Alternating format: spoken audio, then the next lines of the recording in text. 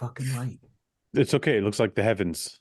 I know. Yeah, I'm getting like a finger of God coming down at me. Usually it's Paul that has that, but it's okay. You're in Paul's spot tonight, so I just have the. I'll take it. Yeah. What's going on, man? What's the shirt? Is that your new line or just one shirt? It's just one of our shirts. I've been playing into the thick boy realm of things, and it was a fuckery shirt from the last release. Let me see the whole thing. Thick Boy University. Nice. I like it. You know, because I like to lift weights and I like to eat. Where are you? But we see you. We see you running away. Hey, down. What? Oh, that's Mike's new drop too. Mike, let me see the back of your shirt. Yeah, I like that. I gotta get me one of those, Mike. Something special coming for the weekend too. Oh yeah, limited 101. How the fuck do I get out of this view? So what's going on, Seth? Get back in the kitchen, woman. Hi, Ian. Yeah. Hello, Mike. What's up? Seth, are you still bodybuilding, or did you give up yet? No, didn't give up. I just started turning down the heat because I had my fun, and now I just want to. The summer's going to be super busy, and my body responded really well, and I had a lot of fun. So I think in August I'm going to take a trip down to Texas to see Hani, and then see where I'm at. What's that? Oh, wait a minute. That sounds like comeback talk. No, we're just going to hang out together for a few days. Fuck you. Don't give me how it goes. We're gonna kiss my ass. I'm texting Honey right now. I'm asking what the fuck's going on with this. So whenever I went down to Mexico, I was like, hey, dude, I was like, because they were going to train, and I was like, where are you guys going to train? And they're like, well, we're doing this YouTube video there. And I was like, hey, dude, I was like, you mind if we like just tag along? We don't got to be in the videos, but tag along because you guys do your thing. And he's like, no, do it. So we came and we ended up filming YouTube videos together at the gym, which was Mexico's wild, dude. Yeah. Mexico City is a different place. Yeah. I had a ton of fun. And then we were posing and Derek got on when he's like, dude, he's like, you got to. And Hani's like, hey, he's like, you know, you look good. Okay. Mm-hmm. He's like, but like, you're like shallow up here. And like, the delts, the rear delts. And I was like, just give it to me, dude. Let me have it. He's like, you already know that you're good, but you're not like great. You're not really good. He's like, there's a lot of work to do. And I was like, thank you for being honest with me. I was like, would you like want to hang out together for a few days? He's like, yes. So I was like, all right, dude. But it was good to get feedback from him because I wanted to see, I was like, what do you think of the overall look of everything? And he's like, dude, he's like, your legs still pop. Yeah. He's like, they still pop. Yeah. He's like, your legs still pop, then you're good. You have something. But yeah, but your legs were never a problem. It was more the back. It was the back, and that's where he had a lot to say. Which was fun. But it was super exciting because you love, I don't know, like that's the shit. That's the fun part about this is we love the critique, we love the work, we love that intensity of it. So it was a lot of fun. But so you know there's going to be a bunch of videos made about this now, right? Well, that's okay. As soon as people hear you're going to train with Hani, they're like, Nick, he's like, okay, he's making a comeback. Well, I mean, it's okay. It's one of those things that I want to, there's a lot of inconsistencies with my physique that piss me off personally. And I know that I could go do well, but if I actually want to do something, I want to bring something that's pretty special because that's what I go for. How old are you, Seth? 39. Do you think, and this isn't I'm not implying anything one way or another. I'm just genuinely curious of your answer. Do you think at 39 you can still make significant gains to your physique, especially being at the level you're at? So I do. Okay. I do think that because dude, I haven't turned up the heat. I took more tests. Like I know that. Yeah. But I think that I could. But here is where, and only because I haven't, and this little bit that I did, dude, I was up to 222, 223 and had a rounder, fuller physique. And I'm like, I'm just eating more and taking some tests. Yeah. But what scares me is the inconsistencies in my physique the unbalanced from one side to the other with age, and then really worried about my midsection and my core. Like those are my biggest concerns because that's the reality of getting older. Right. So it's not so much, I mean, and also like making sure my blood work looks good here in a few weeks and going through that whole process. But I think I can make the gains, but I don't know if the inconsistencies in my physique would become that much more pronounced. Well, what I was going to ask is, I can't answer that one way or another, but what I was going to ask you is, shouldn't you have done your blood work a little bit sooner? Because if you really want to see what's happening, it's better, you're better off doing it closer to like when you had the heat turned up a bit instead of waiting until everything cools off. I'm not worried about right now. I'm not worried about right now. I'm more worried about like whenever. If you crank it up for real. Like, if I go and take more than testosterone and growth. Start going 2 anadrols a day, then we got to worry. Yeah, I'm not going to do that again. Why not? Yeah, that was my next question. Pussy. You doing this or what? So I will say this, gentlemen. I will say this. So I did try the whole like every other day with the insulin pens. Backloading everything. 0 issues. Yeah, Ian does it every day, right, Ian? I used to. I'm not. Well, when you like, not at the moment, but when you were on cycle, I did it all the time, especially in the off seasons. But I was just taking tests. Yeah, like if I was doing a contest prep cycle or something, it was obviously different. But if you're taking just a little bit of test or maybe 2 little compounds, you could definitely do it with the slim pins all the time. Yeah, phenomenal. You didn't notice any oil under the skin. You didn't notice any of that shit. I was waiting for it, and I started pushing the limits of like the 1/2 to 3/4 of a cc to see what would happen. You could do a full mill in there. I don't know why I fucking got that. So did Paul too. I don't know, maybe I'm doing something. Were you doing it sub Q? Yeah. Okay, yeah. See, I don't do it sub Q. Really. But wait a minute. But so originally I was doing sub Q in my stomach. Yeah, and that I always got like a little bit of a lump or something, especially if the volume gets high. But I would just use it I would use it as if it was an IM needle, but it's so shallow. It's like, But that's what I did. So then I switched to, okay, I'm just going to pin my shoulders and try it that way. And then my shoulders start to get like lumpy. I'm like, okay, it's not working for me. Yeah, so I don't know if I do it in the side of my quads where there's like very thin skin, like it's a lot leaner. If I do it there or like do it in my shoulders, it's fine, especially in the side of my quads. Like even if it's a short slim pin, but I would use the 12.7 millimeter, like the 1/2 inch ones, 28-30 gauge, and just fucking use those. And I would just put it in, no problem. Can I tell you, I think it is for me. I think I have so much scar tissue built up in my fucking shoulders that it just, I don't know, shit doesn't absorb properly in my delts. I don't know why. Yeah. But maybe. I was also thinking of that about the absorption, because I was like, you got to have really good quality stuff for it to absorb well. Right. Like I had no issues. Hey, the other thing, what is this stuff called Ment? Have you guys heard of this? Yeah. I used it once. What's it like? I got really strong. I got crazy strong from it. Yeah. I got the name for it here somewhere. I mean, it's like it's supposed to be similar to Tren, isn't it? Like, yeah, it's supposed to be more toxic too. It's quite toxic. I think that's why it wasn't like super popular, because there's other options that are like Tressalone. That's it. It's Tressalone. Yeah. So apparently it's more toxic, and you're like, okay, so it's not worth the. Works good though. It works good, but is it worth the I hear more toxic, and I'm like, tell me more. Tell me more. Hello. The off season, when I was how toxic is it? I'm brand new to this stuff.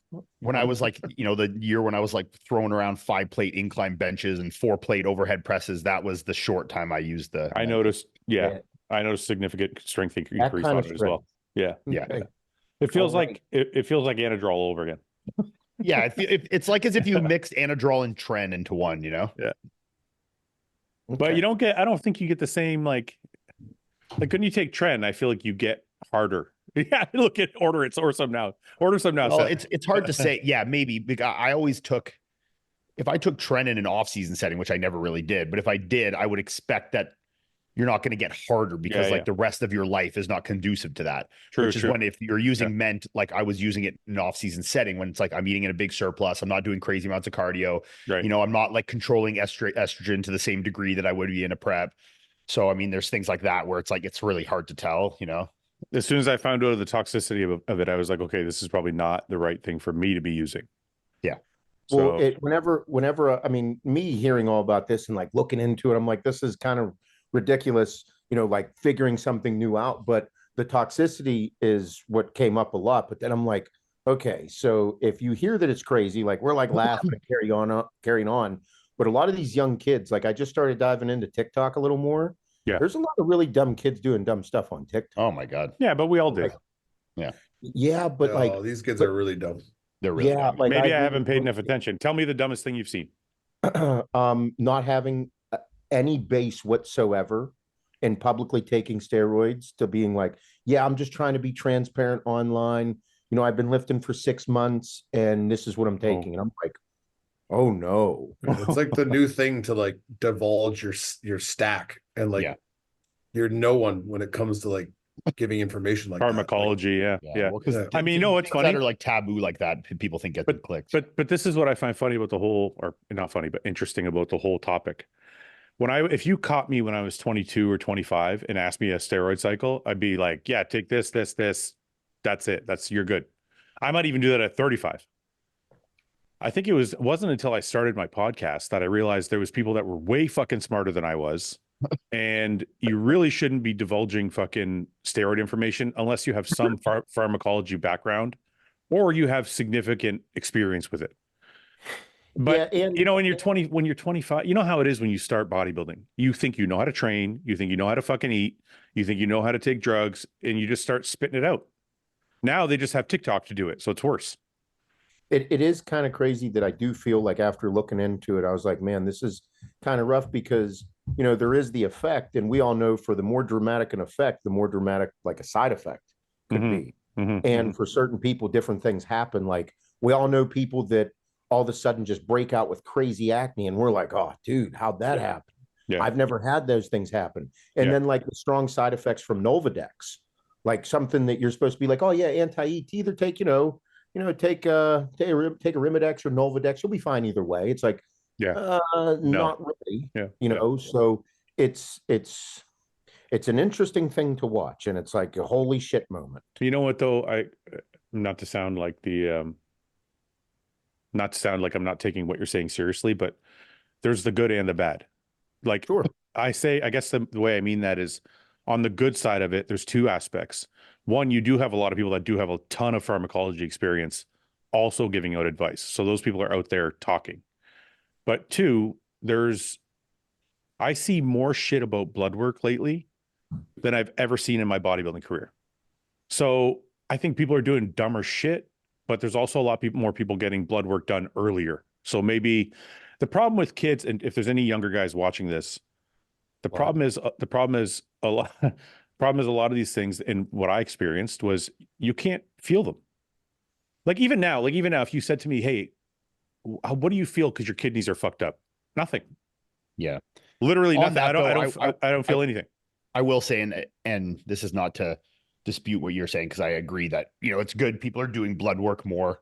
And I'm not saying that they shouldn't be. I think you should have more knowledge and those kind of things. But I also think that people need to be careful in putting too much stock in just having good blood work. Agree.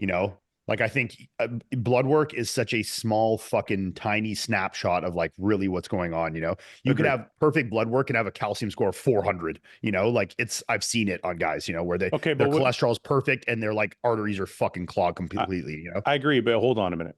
10 years ago in bodybuilding, did you hear about anybody getting their calcium score? That's why I'm conceding at the beginning of that sentence. I said that I think it's good and it's going in the right direction, but I also think it can be a slippery slope. No, you didn't hear what I said. What? You didn't hear what I said. I'm saying even the calcium score thing, like I use blood work as an example, but just on health in general, calcium scores, blood work, like that wasn't a thing 10 years ago. That's what I'm saying. So, but you hear that now all the time too. So guys are getting their calcium scores done. They are getting their blood work done. More guys are. I think it's going in the right direction. But what the point I'm making is, I think a lot of, especially young guys, they just put all their stock in like how many cycles they do or how much dosage they do. And just like, if a few very basic markers in their blood work are good, and they're like, man, I can go the next cycle. I can do more. I can, I agree. And until then something serious happens and they're like, what happened? My blood work was good. It's like, okay, but that's just the tip of the iceberg, homie. You got to look at everything here. But this is the really big thing about blood work too, that a lot of people don't understand and why you need to get it. Like, I probably sound like I'm making a fucking ad here. It doesn't matter where you get your blood work done. I go to Merrick because Merrick Health. No. Listen, Code hostile. What's going on, guys? I want to pause the podcast for a minute. Sometimes it gets lost in the podcast. We joke around a lot about health and drugs and all these different things, but I need to stress to you how important it is to actually see the people at Merrick Health to get your blood work, but not only to get your blood work, but also to optimize your hormones. So look, I'm not going to take a long time. We'll get back to the podcast, but trust me, get to merrickhealth.com/RBP. Don't worry about using my code if you don't want to. It doesn't matter. Just get to Merrick Health. Get somebody to look at your blood work, get somebody to look at the drugs you're using and your hormones and make sure that you're doing things properly, because these things can lead to symptoms and issues down the road. Things that I didn't know about, things that doctors never told me about, and things that I'm dealing with now that I didn't have to deal with had I had the information. So please get to merrickhealth.com. A lot of the jokes are all fun and games, but you do have to take these things seriously because bodybuilding is a risky world and it's important for you guys to make sure you're getting checked. merrickhealth.com is the people to go. Listen, I don't care if you use my code. I'm telling you the truth. They check 100 different lab markers. So when Iain says, when you go to the doctor and they give you like, here's your liver and kidney, get the fuck out of here. Yeah. Here's your basic hematology, liver and kidney buy. Yeah, that doesn't, it tells you something, but doesn't tell you enough. But more so what I was going to say is not just about getting more lab markers done. The reason you need to get it done every 3 to 4 months, or at least a couple times a year, is you're looking for the trend. You're not looking for that one blood work. Because like Iain said, you could get one blood work done and it could be, it's great. I can go on fucking Ment and Anadrol and fucking I'm good to go. But if you do 3, 4 in a row and you start seeing trends, which is what doctors look for, that's when you'd start worrying. And that's why it's important to get it done repeatedly, like a couple times a year at least, so you can see a trend over the course of 2-3 years and where you're headed.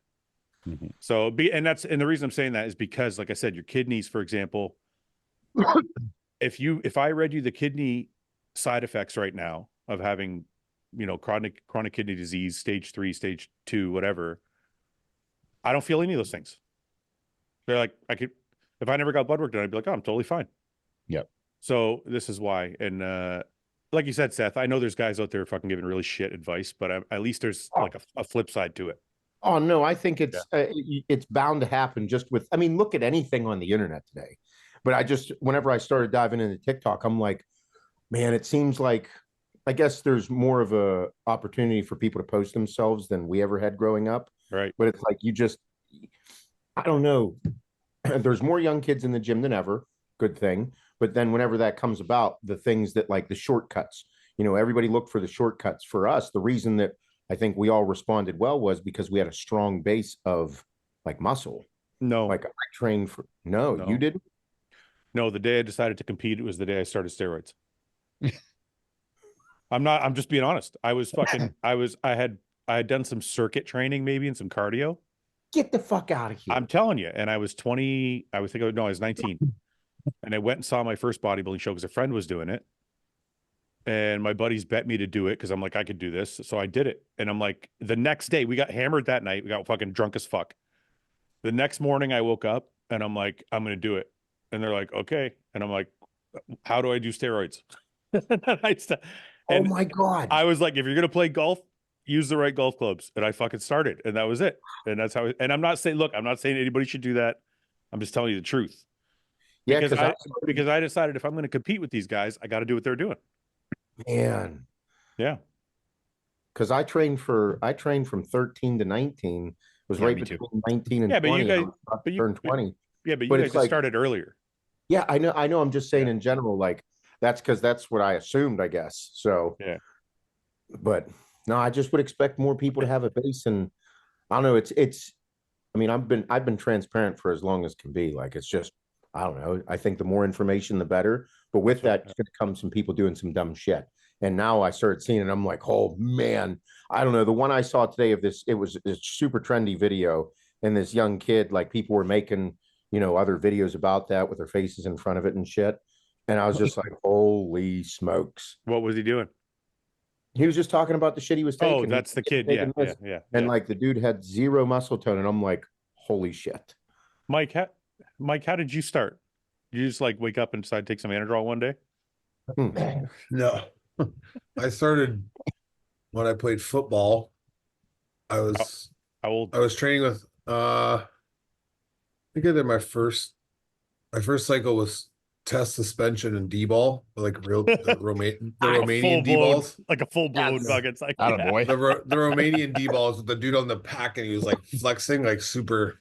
Yeah, I remember the packaging. Some good Univet test suspension, some fucking Romanian D-ball, you know? Old Yeah. school stuff. So I did that. I was getting ready to go into my sophomore year of college. So I wanted to get bigger and stronger. So you were like buddy, 19, 20. Yeah. Like 18 probably. 18. Listen, you know what, man? Do they even make test suspension anymore? I haven't really. I don't think so. I don't know. I don't get gear anymore, so I don't know. You know what those if anyone knows, feel free to inbox me. You know what the crazy thing is though?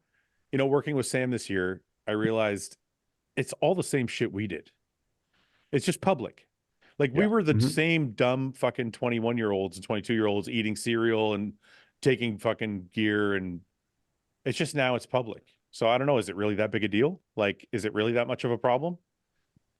I mean, well, like I said, depends. Do you think what you did was a problem? No. I think a lot more people are doing that dumb stuff though. I think there was a very like niche group of people, especially if you can think back to when you were a teenager, who actually knew anything about that. Yeah. And now there's like kids who are like, they know what Tren is and they've never done a steroid. Like they can say, I know Tren. And they're like, well, do you know what it is? Like, no, but I know it makes me jacked. Like, and I can take it. The problem is there's no countermeasure to it, because when you're 20 or 25 or within that age range, you don't really give a fuck what anybody has to tell you. You're not there to listen. You're like, whatever, you're an old man. So like we do these podcasts and I'm saying these dumb things and saying that I have health issues so that people don't do what we did.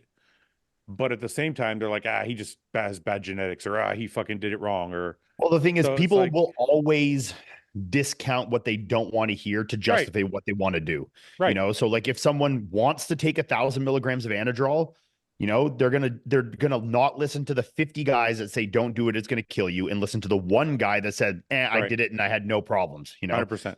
I mean, and we all did it too. So it's not like it's, you know, there's a human nature aspect in that is somewhat unavoidable, and all the information in the world can't take away that human nature aspect. Before I did steroids, I don't know if you guys remember the anabolics books that came out by William Llewellyn. I would buy that. There was a Muscle Mag store on Yonge Street in Toronto. I remember that one. And then the back they had like a reading section, and they used to sell the anabolics book. And I remember I went and bought it, and I thought I was like doing something crazy. Like you were. I like they put it in like a black bag for me, and I walked out like it's like going to the porn. It's like going to the video store, and you go in the back where the porn is. I would just read back, and then they go to the back, and it would by each individual compound, it would show you like legit stuff from around the world. Yeah, and you try and like. If you could find one that was in the book, you're like, oh, fuck, I got real shit. I remember when I was in grade 12 in like my last senior year of high school, and I was like one of the first guys like really getting into like training and stuff, you know, like serious about it, and like going to GNC and buying supplements and, you know, taking protein powder and all this kind of stuff. Yeah. And at GNC, they used to have like the glass cabinets that were like locked for like some of like, you know, those. Like the fucking test boosters and stuff.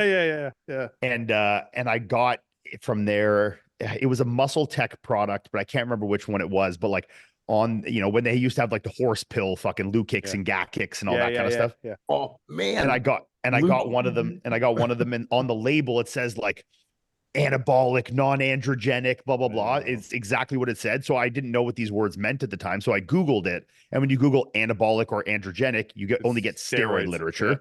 Yeah. So then, you know, I told my buddies this, and it basically like went around school with all my buddies that I was taking steroids because I was taking some Muscle Tech products. So it was like amino acids. Yeah, I was literally taking fucking BCA pills that were like severely underdosed, you know, with maybe like a little bit of tribulus in it. And everyone's like, Ian's on steroids. Did you know? Well, it was like a thing. It was like a serious thing where I was like the guy that was sauced up, you know? That's hilarious. That's like, and I was really strong, like naturally, like in grade 10, I was benching 225, you know, like for reps. So, well, you're on, you know, by grade 12, I was benching 3 plates like at 160, you know, like it was nothing. So, I don't, you know what? I mean, look, there's a lot more people doing dumb shit, but I just, you know what?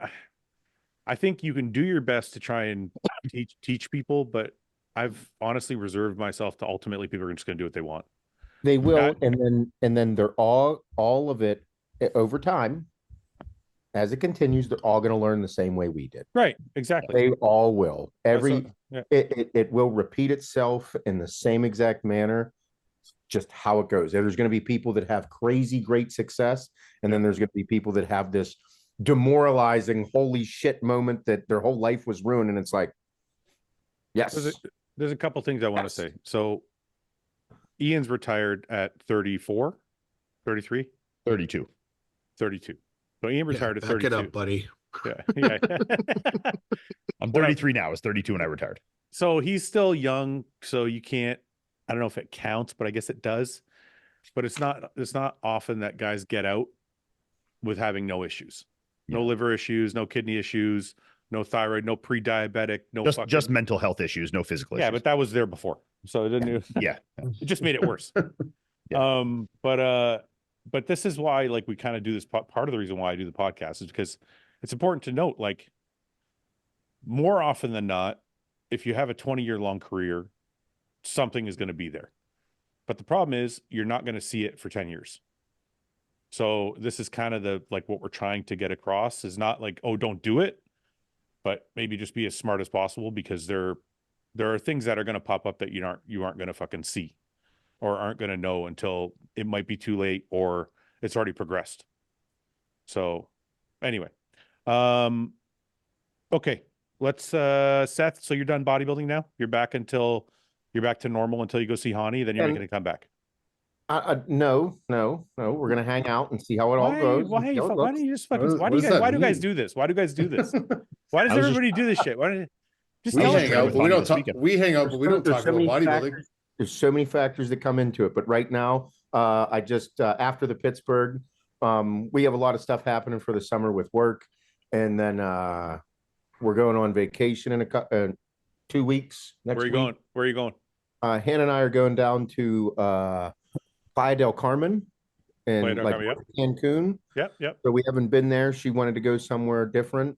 So we're going there for 4 or 5 days. So it should be nice.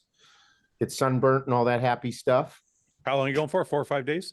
Yeah, I think. Who's watching your kids?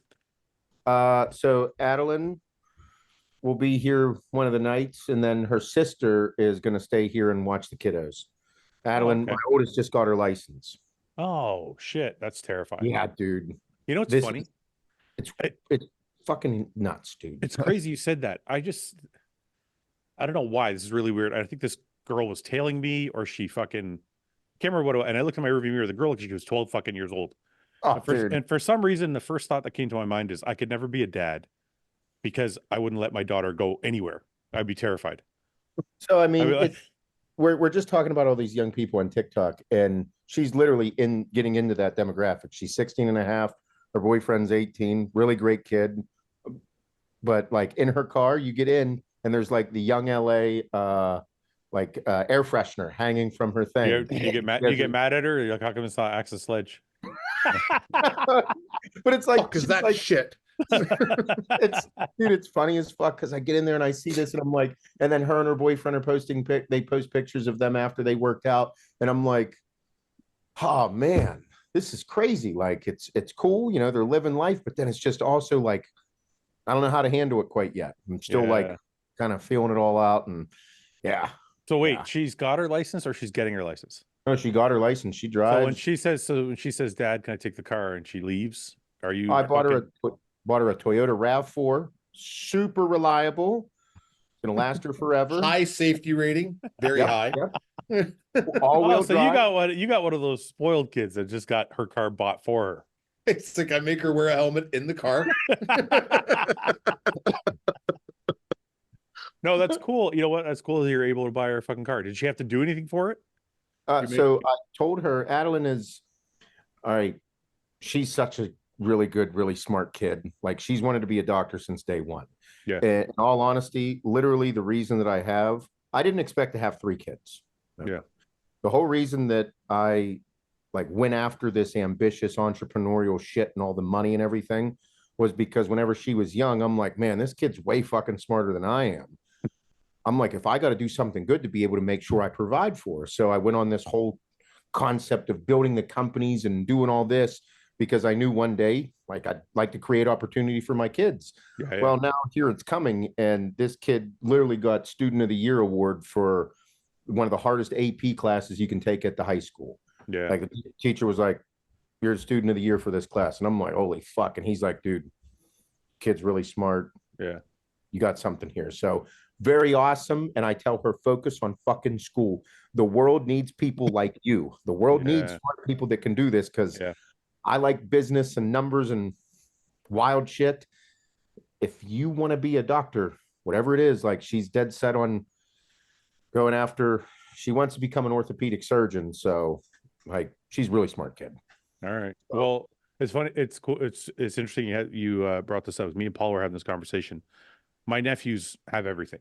Like, my brothers are doing pretty well for themselves. They bought their nephews everything. And I'm like, fuck, those kids are spoiled. You know, when I was fucking 16, my first car cost $1. I literally bought it from a friend. He made me pay $1 because I had to legally. And I replaced the transmission and I drove it. It was a piece of shit. And my nephews have all this shit.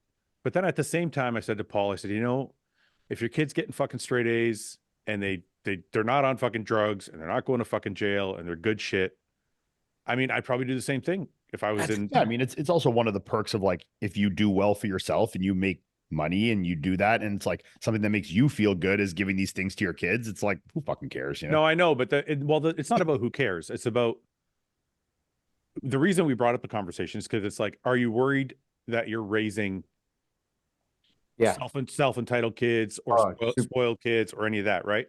But then at the same time, you can't fault them if they're doing everything you ask them to do. They're doing hard in school, and you know, that's what I'm saying. If they're doing everything you ask them to do, then you can't really, like, complain. Yeah, no, like, I have that kid. It's tough. It sucks because it's that constant battle of, like, oh, how much should I give her this? And I'm like, how do you have, like, a weighted GPA of above a 4.0, she doesn't get a fucking B. I think she has 99% overall in chemistry for the year. I'm like, you can't. You got to give her you got to take care of her, obviously. And at that point, you just drive it into her head, like, just do the work, do the work, do the work. And yeah, it's a tough one to go back and forth, though. I also think it's a good thing to, like, you know, show them in some sense that if you work hard, like, you can reap some benefits, you know, right? You work hard, like, you can get things, you know? So Ian, when you have kids, are they going to get anything they want? Or is it? I'm fucking broke compared to Seth, so no. But yeah, I'll get them. I'll give them my, like, fucking. I'll give them, like, my fucking, you know, my mom's old shoes. Like, you have like $100,000 in shoes. You can give them shoes. Well, I'll probably have to sell those just to fucking afford to have a child in the first place, you know. So. Okay, so did you guys know how expensive college is? You guys have? I have a ballpark idea. It's like it's cheaper in Canada, but it's still crazy. Yeah. Isn't it like 40 grand a semester, like, for the year or some shit? 40 in state though. 40 to 50 a year. Yeah. In state? Insane. Or out of state? It depends on the college. Like, if you go to a state school, it'll be cheaper, but, like, there's you know, quote unquote private schools or somewhat that aren't Ivy League that are like $46,000 a year. 48, 51. You're and I'm like, holy, this is for a 4-year degree? You better start my kid's going to fucking community college for that. You better start fucking hawking more supplements, dude. Dude, I'm gonna start. I need to do something. I was like, holy shit, I want to be. And then she wants to go to medical school. I'm like, oh, all right, bring him back. Can she apply for academic scholarship or anything? Yeah, that's what she's working on with it all. But the one guy I was talking to, this is like, so we got to find a school that's good for, you know, pre-med. And this is breaking my heart. All right. So there's one school that, like, I like college football, love it. Just like watching it, don't really have a team, nothing. You know, Penn State's here. So that's, like, you know, the school in the area. There's one school that I just don't like at all. Oh no. OSU. Ohio State University. Rivals. Ohio State University actually has a phenomenal pre-medicine program, because they're a big dental school here in the States.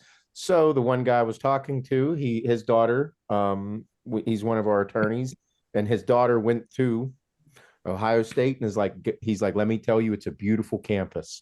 They have this, and starts going on about it. I'm like, fuck me.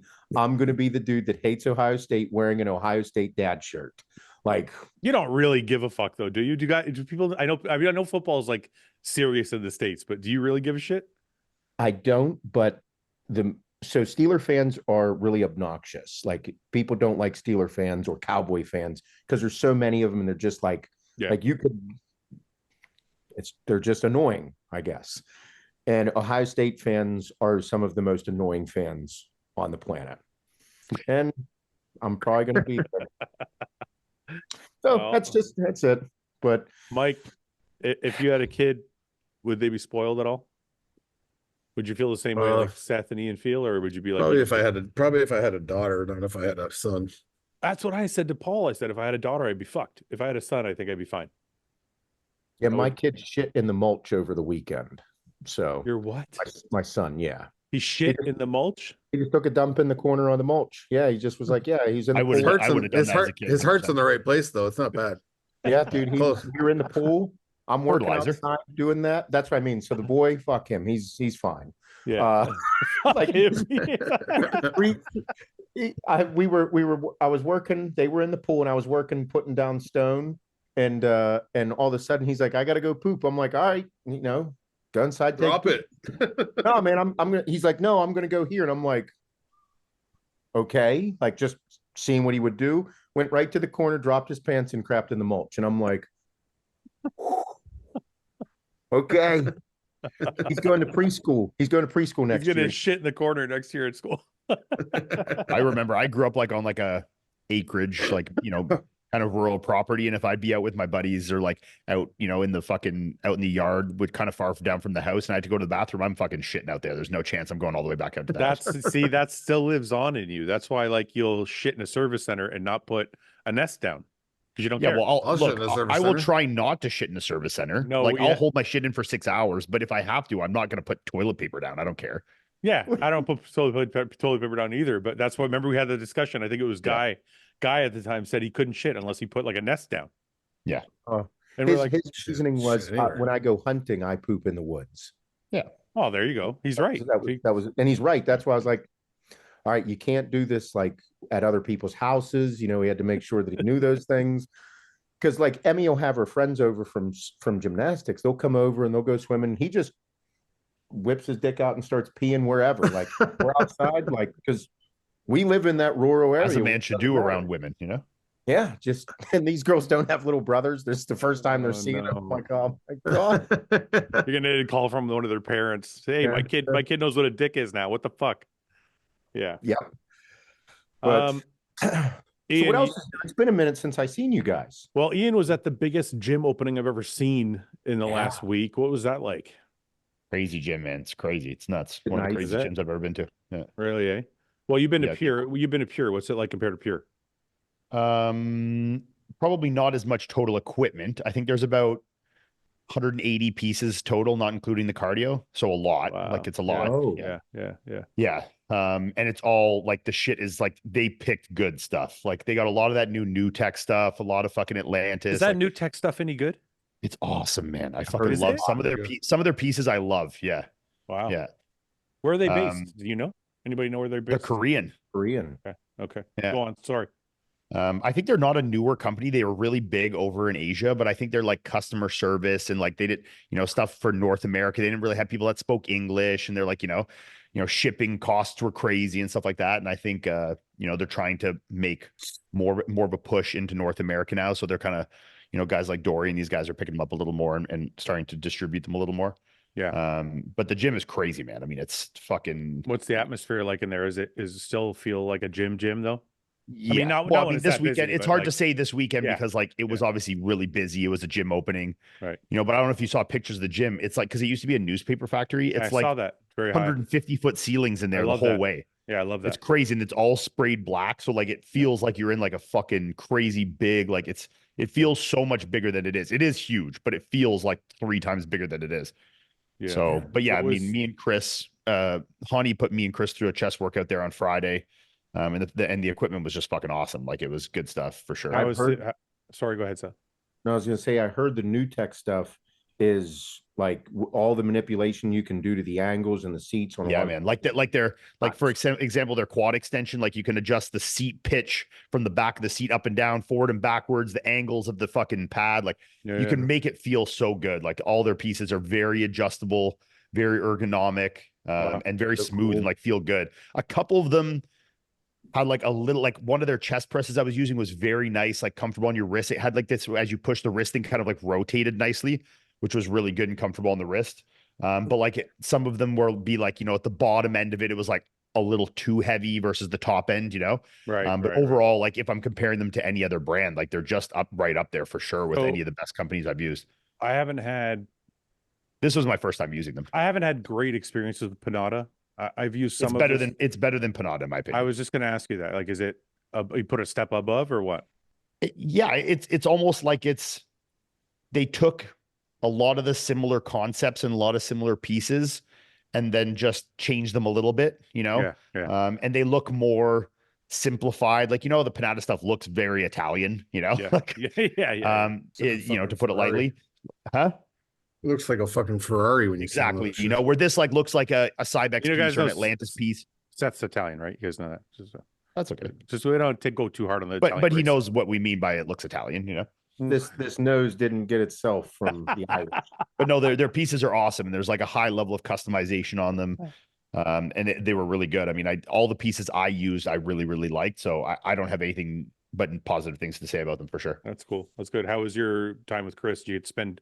Was he too busy, like with so much going on, or did you get to spend some good time with him? I was with him most of the weekend. I mean, we, Friday hung out, just like in the offices, shot the shit, like me and him and Dom and all that kind of stuff. And then Hani got there, and then me and Chris and Hani went and trained. After the gym event was like the stuff was closed on the Friday. Yeah. And then Saturday there was an event all day. So yeah, that was kind of busy. We didn't train that. And then Sunday we went and trained at Chris's private gym. Ani put me and Chris through another workout there. So trained Friday and Sunday. How packed was it? Saturday was pretty crazy. Yeah. Yeah. Yeah. Yeah. What was I got a story about Chris. So at the Pittsburgh, everybody comes in for the Pittsburgh, all that. I'm standing there like in the lobby way talking to Hani and Matt. And this guy came up and he wanted a picture, and Hannah and Addie were right off to the side. And Addie the whole time was like, she's like, do you think I'll get to meet Chris? I was like, yeah. Or she was saying Sebum. I'm like, yeah. He'll be here at some point. Like, we'll see him. So we're standing there, and like I didn't notice because me, Matt, and Hani were talking to a group of people there. And then like Adlin said, all of a sudden, like cameras started showing up. Like Calvin, and then that other guy that was with him started showing up, and I didn't see him. And then all of a sudden I heard out of my ear, I was like, are you Seth Feroce's daughter? No way. And I looked over, and it's Chris talking to Adeline. No way. She melted completely. That's awesome. So it like made her entire night. I looked over and I was just dying, and she's red as could be and couldn't believe it. And she's like, he knows who I am. I was like, yeah, Adeline, he's probably seen you before, but it was cool. And that's awesome. Because all of a sudden, people swarmed him, and he took time to talk to her and talk to Hannah, and it was nice. It was funny. It was funny as fuck, but that's cool, man. What was the how many seminars did they do that while you were there? They just did one on the Saturday. Who was the seminar with? Was it Chris and who else? It was Chris, Matt, Dom, and Hani. Okay, so was it like gym, supplement, everything? Yeah, it was kind of like personal business, career stuff, Like I didn't listen to the seminar, but I think most of it was like they got a lot of very deep fucking questions, like, if you could talk to your child self, like what would you tell them, and this kind of stuff. Like, apparently there was like a lot of waterworks and like some pretty deep stuff going on there. So it was that's kind of Chris's personality though. Yeah, that's kind of what he attracts, and these people kind of feel comfortable in that world with him asking these kind of questions, because he is kind of like that, normally in his videos and how he talks, and then how he talks on stage after the Olympia, or when he got on Pittsburgh Pro Stage and gave his little speech or whatever. That's kind of just who he is right now. So people feel that and feel comfortable getting it deep into those kind of questions now with him for sure. Mm-hmm. Well, Seth, those are super fun questions to answer, but I think he does a really good job of being super open about it. Yeah. Like it's sometimes it's hard. Like I don't, those, like how you can answer those plays a big role, and he's really good at that. Seth, you weren't here last week, but we made some picks. Oh, nice. and we fucked them all up royally. for the Cali. Yeah, this was actually before I show you. If you had to guess what your top five was before seeing the show, would it have been at all what you saw? No, the one gentleman that took second, Amir. I saw him. Amir didn't take second. Yes, he did. The guy who took second. Amir took second. Wolski took third. Oh, you have the placings there? I'm going to bring them up right now. I'm almost positive. I saw that in the callouts, but I remember when I saw the actual placings, I thought Amir ended up placing like 5th. No, really? Maybe I'm completely wrong, but the dude that was hard as nails with the shredded glutes, but not a good like. Yeah, that's Amir. That's Amir.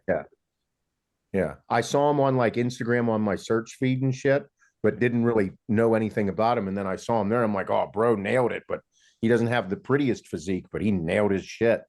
And then he ended up taking second. Let me see if I figured Tonio would win. Yeah, I thought Tonio would win too. But then after that, let me see if this other. Hey, what'd you guys think of the New York Pro?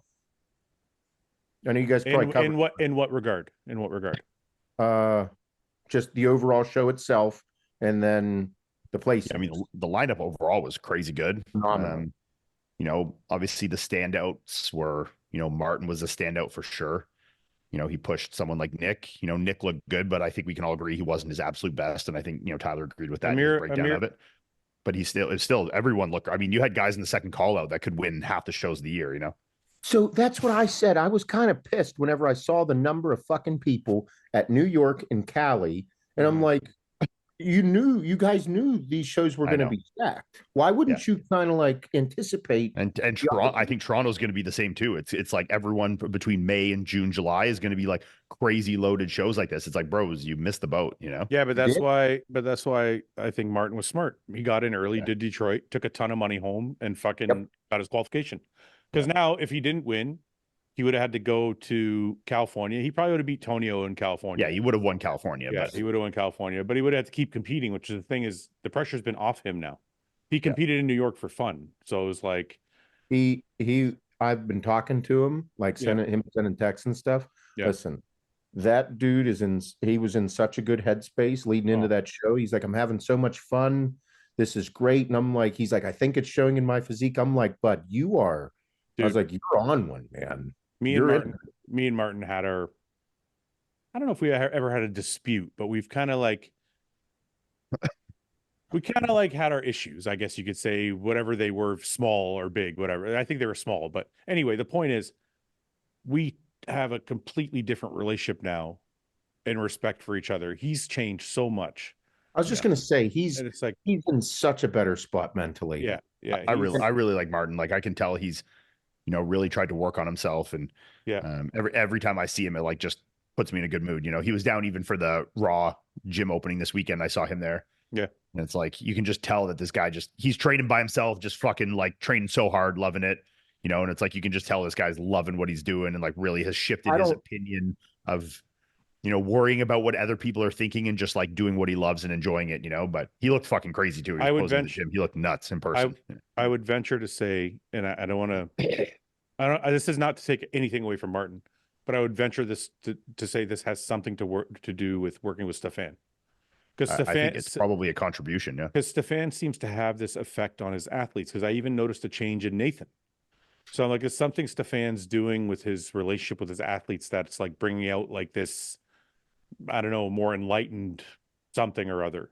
When I was talking to him in Detroit, that's where like I asked him how his new coach was. I was like, I've never heard of this guy. He loves him. And he's like, dude, he's just such a great guy. Yeah. I feel like he actually like he knows like how I feel and what I'm thinking. I'm like, oh man, you're in a good spot. And I was like, how's everything else? And he's like, you know, when you do things you shouldn't do in life or get around the wrong people, it's just not good. And he's like, right.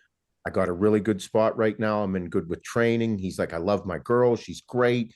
This, that. And I'm like, it was just really nice to hear somebody that was in a bad spot is coming to a really good spot. Yeah. Seth, and if you have free time, Seth, watch the podcast I did with Stefan. Oh, okay. It'll blow your mind because I didn't really know him either. That was like the first time Like that podcast was me getting to know him. And I was like, this guy's fucking awesome. I'm like, I would venture to say in the next 5 years, he's the premier coach in bodybuilding. Oh, really? Yeah. He's just got an eye and it's already starting to shift that way. It's not just an eye. I think even right now he's kind of looked in that regard, you know? It's not just an eye. He has a passion for it that you don't hear from a lot of people. Yeah. It's a different level than you hear from other coaches. And the other thing with Martin, after it was over, when we were all backstage, like, and they were taking pictures at that backdrop thing there, and Tyler came back and was talking to Martin about it. Martin was right there, like asking what he could do better. Oh yeah, same in Detroit. He was there too, backstage in Detroit. He took all the criticism. He didn't fight. He's like, okay, I'll do it. I'll make it better. You know, that's what we were right there. He's talking about Detroit. In Detroit. Sorry, I thought you were talking about in Pittsburgh. No, because at Detroit, he even like that's whenever we saw like he was hitting his rear lat spread for him right there. I'm like, we were there for that. Yeah, look at that. I was like, this is so nice. You could talk about the same thing. You're fucking supposed to. You just won the show and you're doing that. It was really cool. Yeah. Actually, before we get off of coaches, I know this. I don't like to get into these things because they're kind of fucking stupid, but I just want to mention it. Yeah, for a minute. So Quint. Quint missed the mark in New York. I think a lot of people had high hopes for him. I think, Mike thought he was going to be first. I thought he was going to be second. I thought he could be battling for first, judging by some photos, coming in from the off season. I had thought somewhere around the 2 weeks out mark, or maybe 3 weeks out, they did something in his prep that he seemed to lose quite a bit of tissue at the end very quickly. I don't know if that's true or not, just what it looked like from photos. But Quint decided he's not going to work with Matt anymore. Now, I've seen some people online saying that Quint's wrong. I don't want to mention like how bad or stupid or nonsensical their reasoning is, but Quentin is wrong for doing that. And I'm for choosing who he wants to work with. I mean, like, it makes no sense, sometimes I'm like, there's a lot of like this, oh, you don't have any respect for him, or you don't have this. I'm like, look, he paid my fucking career, bro. Get fucked. Listen, yeah, he paid. Listen, there's nothing against Matt. I have nothing against Matt. Matt's an amazing. No, I love Matt, but it's not. I'm not talking about Matt or anyone specific as a coach. I think as an athlete, I don't think you should stay or do something because of outside, like it's people online saying, oh, you shouldn't do this or do this. It's like, but if you want to do something, like, it's irrelevant. You do what you think is the right move for your career and what you think you need to do to be the best bodybuilder. So and I think even Matt or any other coach would agree with that. So I agree with that, but we have seen instances of guys leaving. Of course we have. We saw it with Samson, and everything. Like, no, I don't mean that. I mean, we see instances of guys leaving prematurely, like bouncing from coach to coach, like show after show after show. That I don't know if is like the same thing, but I feel like in Quentin's case. No, look. If you just let me finish real quick. Yeah. If you invest 2 years of your career, that's a long fucking time. Yeah. And then you miss the mark. I mean, I would be pretty fucking disappointed also. Yeah, I mean, look, if I personally was Quentin, I wouldn't have left Matt after one bad showing. I think, one showing together is not enough, but I also know that there might be more behind that than it's just like, hey, it was one bad showing. Maybe it was why it was one bad showing. Maybe it was the discussions they had after. I don't know any of that. So like I said, could be a difference in opinion of what I would have done in the situation, but I also can have an understanding of like, it's your career, and you need to do what you think is the best move for you. And I don't think you should let outside influence be a factor in that, Okay. You know what? Let's play that game. It's you. Because let me say this. Just hold on a minute. Sorry, let me just say one more thing on that, because I think if people just were so scared of what people were going to say, if I'm like worried that if I leave one coach because I wasn't happy with something, or I just didn't like the dynamic, or, I felt like I'd lost a bit of trust, and I wanted to go elsewhere. And I stopped making those decisions for myself because I was afraid of what people would say. I think that ends up leaving you with a lot of regret and resentment about your decisions. And I think if you feel something, you need to do it. And look, I don't think that worrying about what other people are going to say. I made too many choices in my career, like worried about like what someone else would say about it, or like how other people would think about it. And they're all the things I look back at. I'm like, I regret doing that. I don't things I'm like, I should have just done what I felt in the moment. I shouldn't have overthought it. I don't think Quentin's worried about what he was going to say. I think Quentin made his decision for himself. I was just saying what people are saying No, and I'm agreeing with you. I'm just saying people are ridiculous for saying that. But I think, okay, let's go back. Let's start. It's the same thing with Samson when he left Milos. It's like people have this like, you owe Milos, and why would you leave him do this? It's like, bro, this is my fucking career. What the fuck? Like, who cares? You know, it's crazy. Just hold on a minute. Let's play this game. Seth, you're in Quint's shoes. 2 years of off season. You feel like everything's going perfectly. Something goes wrong during your prep, and you decide, I don't think this is the right fit for me. Or do you say, you know what? It was a fucking mistake. We're going to try at it again. Where are you? But that's not what we're debating. We're not debating anything. No, but that's not what I'm saying. Sorry. I know that's not what you're saying. I'm asking a separate question. Okay. I'm saying if you're in Quint's shoes, what do you do? Do you stay or do you go? Well, I'll preface it. Though Quint went around, he made a post. I know Matt made a post because I saw it, but I didn't see Quentin's post because I told us about that he posted something about not, I saw Quentin's story. What is that? It's a vacuum. She's running the vacuum upstairs. I saw Quentin's story where he was like, basically what he's saying is like, if you pay for a service, you don't get the service, you need a new service. Was it ignorant though? That I didn't see it. Was it made in an ignorant way? I didn't think so. No? Look, I think Quentin was, acting a bit on the aggressive side out of emotion, and because he probably got a lot of backlash because there was a lot of hype and expectation going into New York that I'm sure he's upset that he didn't feel that he fulfilled, and that the coaching and the decisions made during the coaching are a lot of the reason why that happened. I think there are things that he, probably will look in hindsight and be like, I wish I'd said a little bit different way. What did he say that was wrong?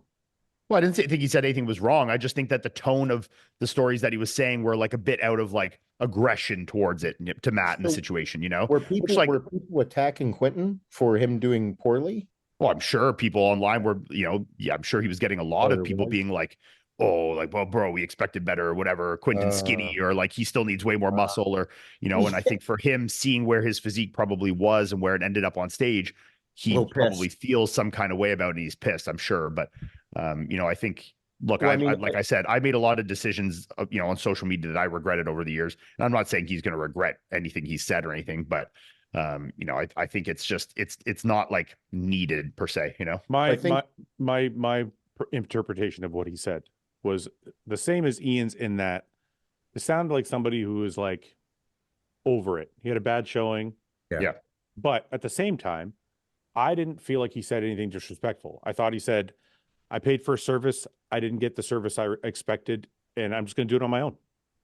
And he didn't really say anything in my opinion. The only things that, like, I guess if I was a coach that might rub me the wrong way is when he's saying stuff about like when people like, you work with another coach, he's like, fuck no, like I don't trust any other coaches and stuff like this. It kind of makes it seem like as if it was so bad that it threw him off coaching like altogether kind of thing. Well, which I think is like kind of a big statement to be like, it was that bad. I really didn't like it. And I was that bad at the show. I think, and I also think it's a lot to put all responsibility on a look for a show completely on a coach, But wait a minute. It's not, because if you're the type of athlete that listens to your coach 100% and does everything he says, I agree with what you're saying. Hold on a minute. And 2 years later, you look like you have less muscle than you did before that long off season. Something went wrong somewhere. I'll give you another example. It's like James when he got mad at Patrick when he came in flat at the Olympia.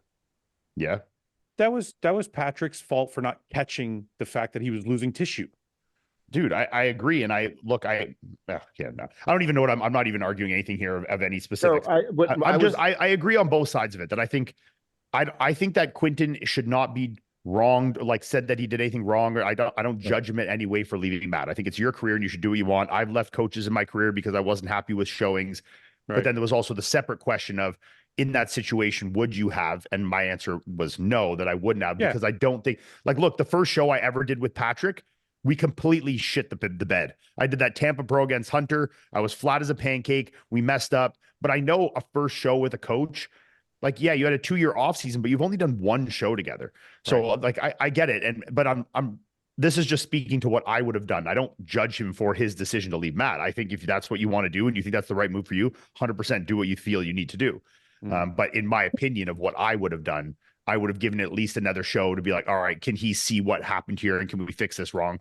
But like I said, I also don't know the back dynamic of, maybe him and Matt had a conversation and talked about it, and he didn't like how Matt said what would needed to be fixed or whatever, or what their plan was going forward. He's like, you know what, I'm out of here. I don't want this, That's the only thing that adds into it, is that there's more than, a showing that goes into it. There's a relationship factor, there's conversations, there's things that could have transpired that weren't maybe like malicious or anything. Hold on a minute on that point. Sorry, Seth. I just want to clue you into something, because in that story that I watched, Quentin also said that his relationship with Dorian was a very friendly relationship.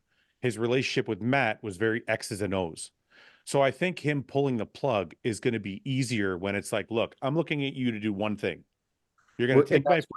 What I'm getting at is the fact that, like, him doing that and going through all that, for him to be able to say that is because, dude, 2 years. He spent 2 years with somebody and that occurred. Like, that's going to hurt. That's going to really, because his relationship with Dorian was very friendly, and it was this, like, I need to get away from this friendly thing because maybe I need the X's and the O's. Right. I need that in my life because, if you get a plan from the coach, you stick to the fucking plan, you do the plan, you get the result. Like, that's kind of how this works at this upper echelon of coaching and upper echelon athlete.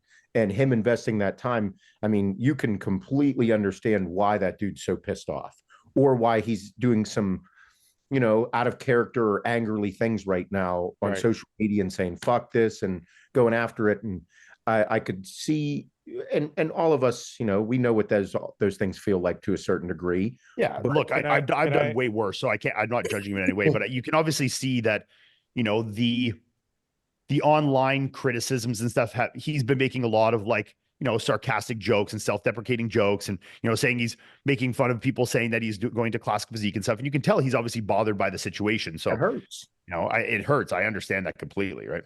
I agree with this too. Like, there had to be something had to occur for him to just throw his arms up and say, fuck it completely. Instead of, like, maybe taking why does it have to be that complex? If I work with you for 2 years, well, that's what I was saying from the beginning. And you shit the bed, it doesn't have to be that complex. You'd be like, look, it doesn't. I left my best friend, or I left one of my good friends, to come to you to do something for me, and you didn't do what you promised, or what I thought you could do. So I don't know if it has to be that complex that it's and that's what I was saying from the beginning, that I think if that's what he thinks is the right decision, I don't fault him for that at all. I think that's, it's your career. Do what you need to do. People leave coaches. I think fucking give her 100%. But then I was saying on the other side, I personally would have given Matt one more showing. I probably would have, that's knowing no backstory at all. I think Matt is a smart coach, and that he can be like, look, I fucked this up, whatever. If you were too flat, I know where I went wrong. Let's try one more. And look, if you go to Toronto or the next show and it's like there's no improvement there, then okay, I think that's good. But I think first show with any coach is tough to get 100% right. But like I said, I also don't fault him at all for that. And if he feels that that's the right decision for him, and then he wasn't feeling comfortable or confident in that relationship and in that situation, and it's his career and what he thinks he needs to be at his absolute best, then you get the fuck out of there. Yeah. It's simple but complex. Quentin had a lot of pressure going into the show. I mean, there was a lot of people that set very high expectations for him. Not saying he necessarily entirely set them himself, but that people saw pictures and then started to set these expectations of him being a front runner at a very big show. So then it's like the bigger they are, the harder they fall kind of thing. It's like it was a very big hype. And when you feel that you've disappointed your fans, yourself, people like that, it makes that, like, situation even more hard. In terms of the emotion feeling afterwards. So, I mean, I can completely empathize with how he feels 1,000%. I mean, he handled it better than I ever would when I was competing. That's for sure. A lot of people have never actually dedicated their entire life to something and then had their own personal buildup and then the buildup of the social media and then completely fail. Yeah. Like people have never even went to the level that he went to and put everything he had into something. He put everything he had in his life into this. And then all of a sudden it didn't go his way after his own personal hype and the social media hype and shit the bed. But yeah, it's I mean, like I think if I'm him, the best logical move right now is if you want to do your own thing with some assistance of Dorian, because he's the only other person that really knows your physique at that level. And if you're going to turn around and do Toronto, you know your body, Dorian knows your body, get a little bit of, second eyes and assistance from him. But I don't think like bringing in a new coach a week or 2 weeks before a show is probably the right idea. I think if you want to do it after that show. But I think, get your buddy that knows you and you have a relationship and that's worked with your physique before. I think that's what makes the most sense for sure. Mike, you've been pretty quiet the whole podcast. You know Quentin personally, and I don't know if you've talked to him since the show, but how do you feel about all this? Do you have any opinions about this? I have opinions, but would you like to share them because they're on a podcast?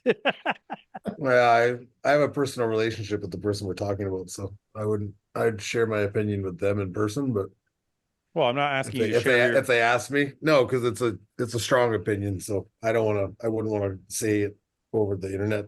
I'd rather just talk to Quentin if you wanted to talk to me. Okay. But, I mean, okay. I'm putting a lot of stock in one individual, I will say, that doesn't have eyes on you necessarily. Yeah, they have pictures, they see what you're doing.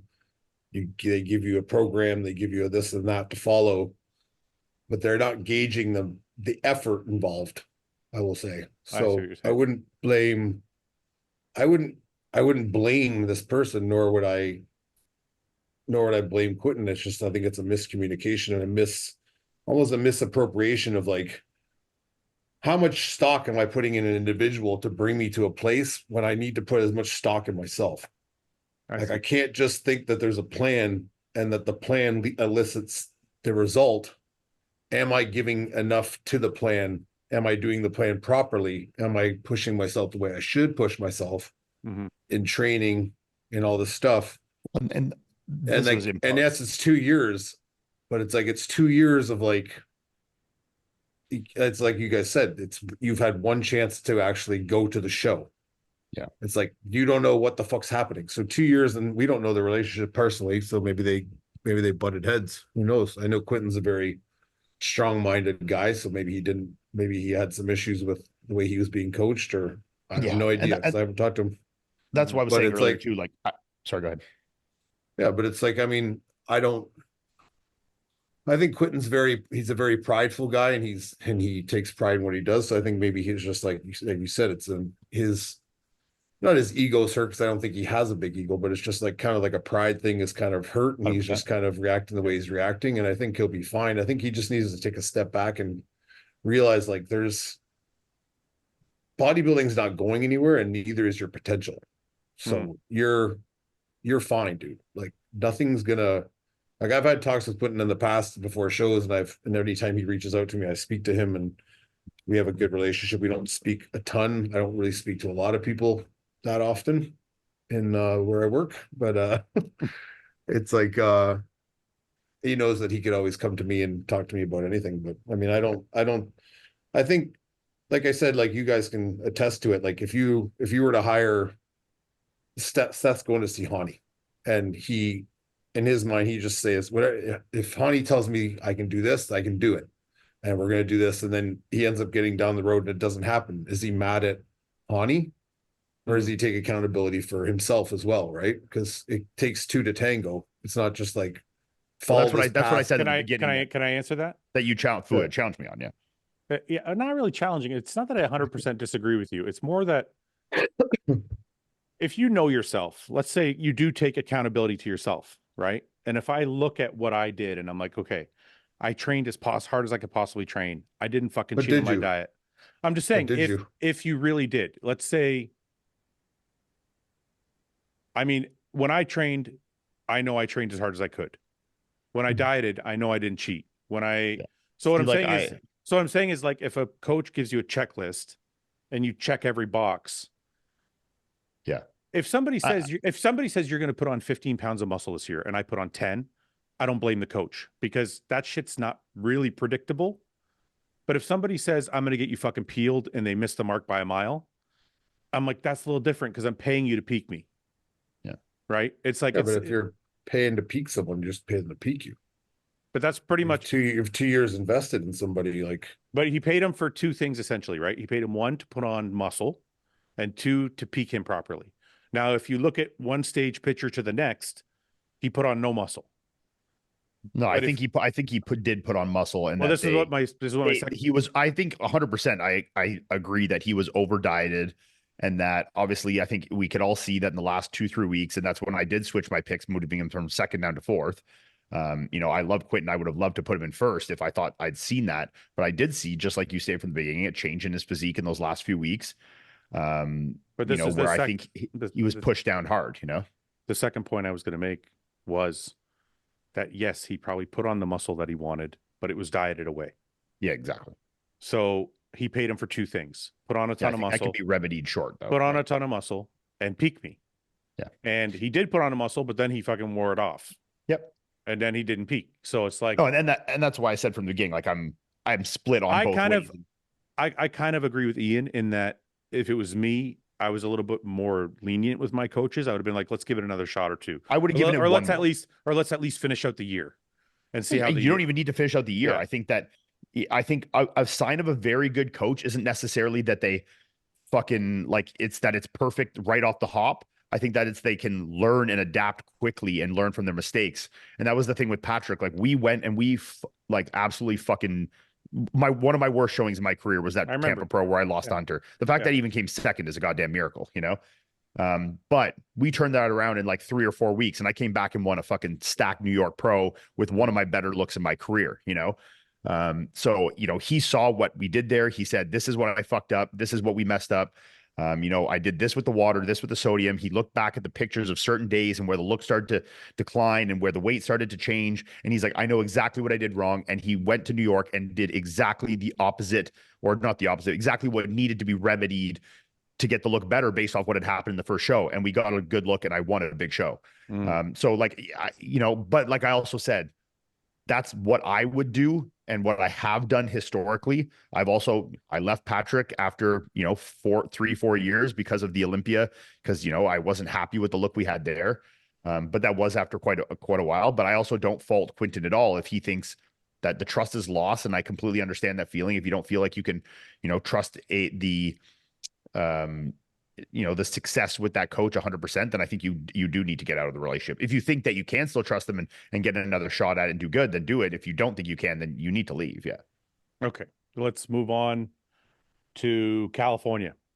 Yep. So Seth, before I pull up our picks, can you tell me what you think you had before California? Do you have any idea what you would have had, like the top three, or no? No, I mean, there was, I thought Tonio, but yeah, I think we all had. Did you find the placings on Instagram? Yes. So did Amir come second? Yes. Oh. So these are the placings on IG. This is Bodybuilders Without Borders. So Tonio won, Amir second. Where's third here? Wolski was third, Stu was fourth. And then we had, who pulled up in fifth again? Fifth was right there, Pablo. Who's Pablo? Oh, okay, sorry. That's who I was thinking of. Oh, Pablo. That's who I was thinking you were saying was coming in second. I was thinking of this Pablo guy. No, but I do remember Pablo last year. Sorry, who the fuck is Amir then? Amir's the German guy that's peeled like that Amir. Okay. Yeah. He came second. Oh, Magic. Yes. Okay. Oh, Magic. Yeah. Okay. Sorry. I'm mixing up people here. Yeah. I knew he came second. Sorry. I was thinking of that Pablo guy, the specific guy. And I was thinking Amir as in more of like a fucking Middle Eastern type of Amir, not a German type of Amir, you know? I win. I had Amir in the top 5. I think. Oh, yeah, he does. Yeah, you did. Yeah, no, wait a minute. Let's just play it out. Tim was like 9th. So there's Tim plays bad. Wolski, I got right. Where was Joseph? Oh, I don't know. Go back to the list there. I think like Joseph was 15th. And Tim. Joseph was 15th. Oh my God. So 10 places off. No, 10 places off, not 14. What do you mean? You had him in 5th. Oh, yeah, you're right. Yeah. But I mean, 15th also could be 20th because they only score 15, you know? Yeah, I know, but we'll just go that way. So 2, 9, 19. Okay. Yikes. And Tim was 9th for sure. Tim, where's Tim? Tim, Budesheim, 8th. Oh, okay. So I'm only 6 away. Or no. 4 away. I'm only 4 away for Tim. Oh shit! What did I do here? Oh, you're at 16. I'm sorry. 16. Yeah. Okay. I apologize. Okay.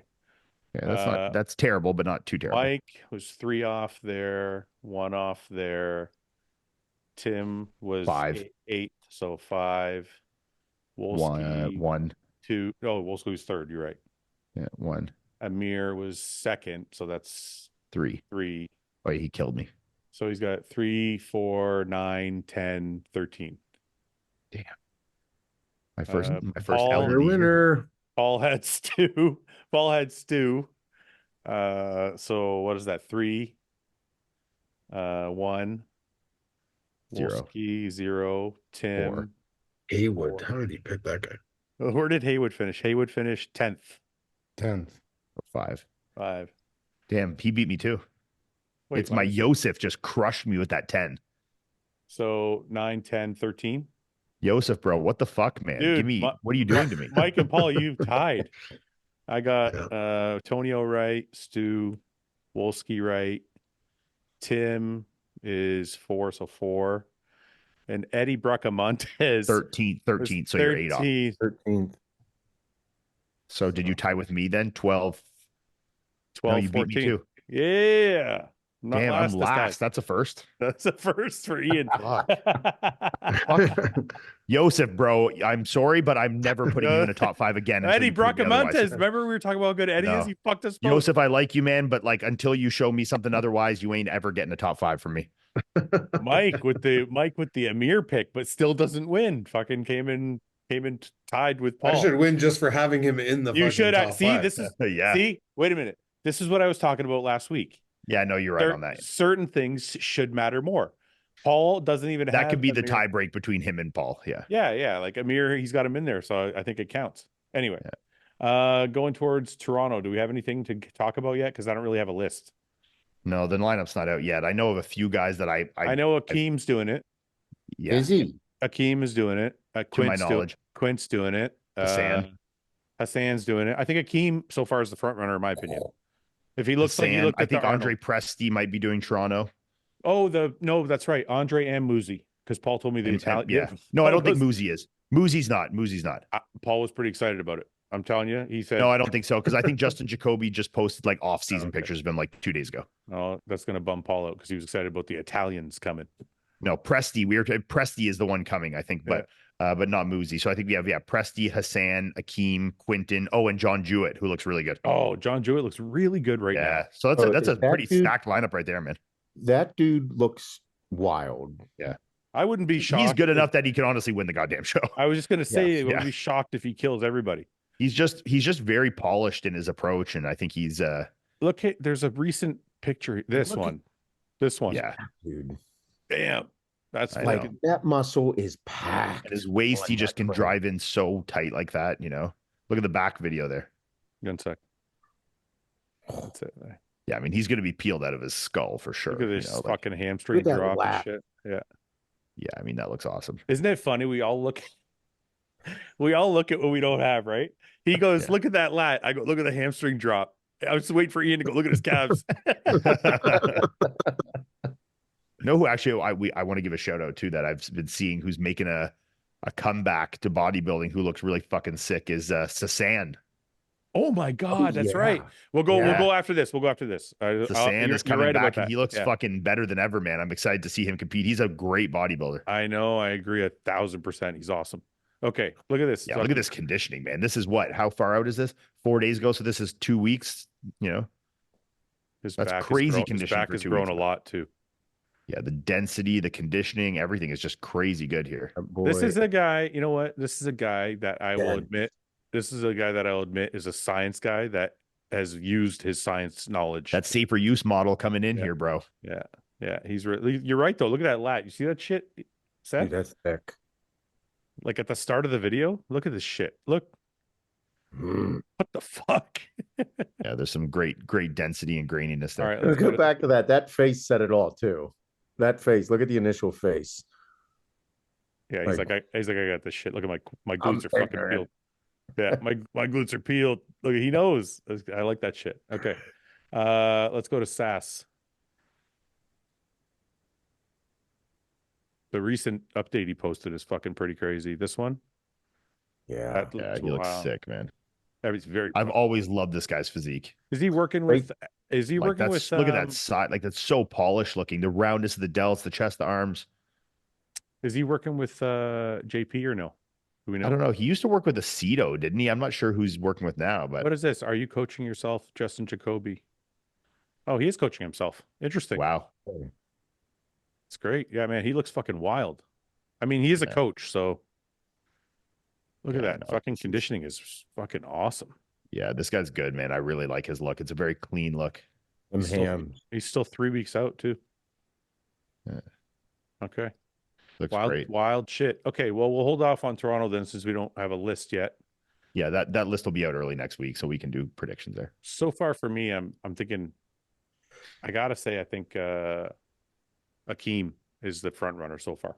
Let me take a piss. I mean, Akeem demonstrated that he can be really good this year. I mean, he nailed it a couple times, for the finals at the first Arnold, and then did really good. I'm gonna piss my pants.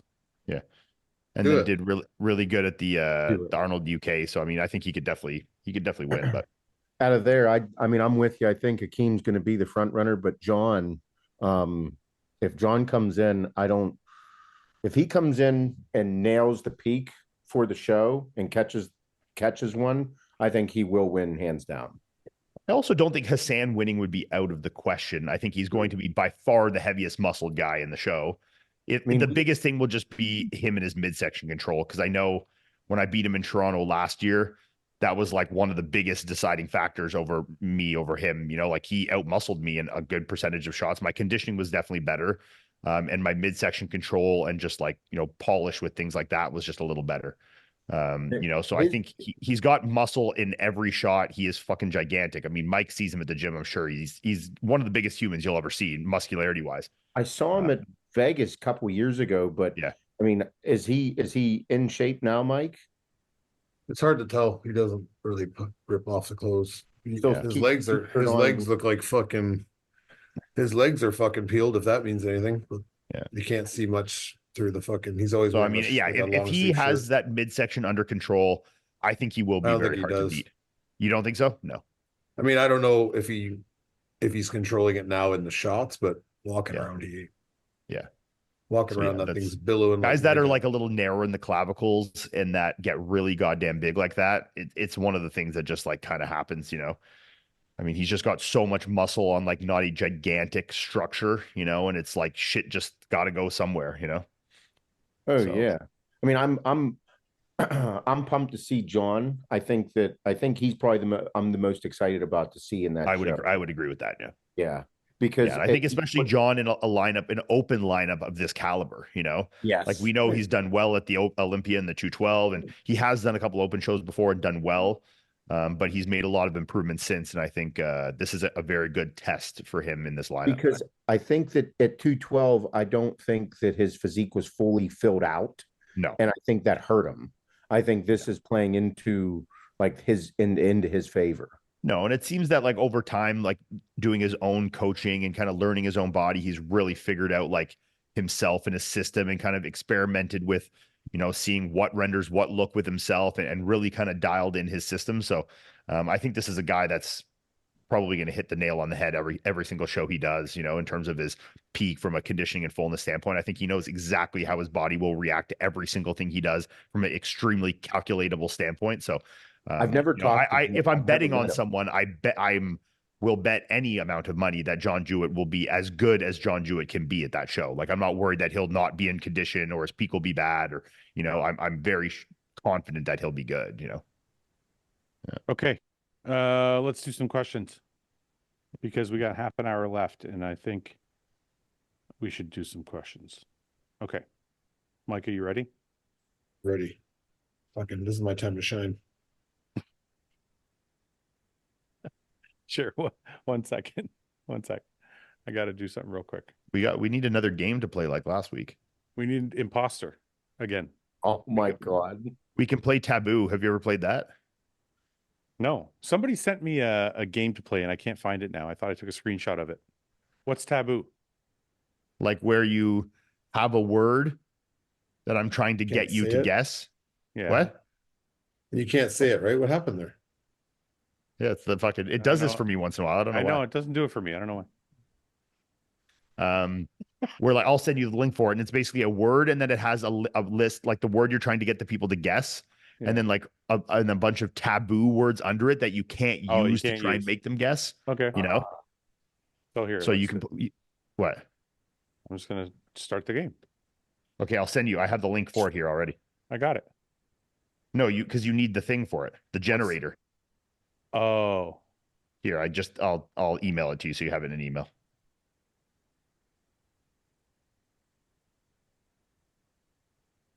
So you use that, and it'll generate a word and the taboo words with it, and then you can't use any of those words to try and get people. I got one. You got it? Yeah, I got it. The same one that I sent you. Just open the one I sent you. What's wrong with the Don't we all have to know the word? No, none of us know the word. So it's my job to get you guys. So how will we know if he gets clipped for saying a taboo word? Well, that's on him, to be honest. But yeah, honor system. I believe. Yeah, if you fuck it up, don't lie. Okay, you only get 60 seconds, so I'm gonna hit play. Because if we saw the taboo words, it would be a very big... I only get one word to, like, can I only use one word till you can say it back? Or can I say a sentence? Yeah, how does it work? No, you get one word, and then we get to guess, and we go around, and if we don't get it, like, I'll go, Mike goes, Seth goes, and if nobody gets it, then, like, you say another word, and then we keep going, and I think first to get it. We'll just play it that way. Okay, we got 60 seconds. So none of the taboo words you can use, though. Okay. Ready, go. Elevate. Who's going first? Me? Yeah. Higher. Fuck. No, Mike. Or yeah, you give another word. Yeah. Do I got to give another word? I guess so. I don't know how that works. Okay, aluminum. Baseball bat.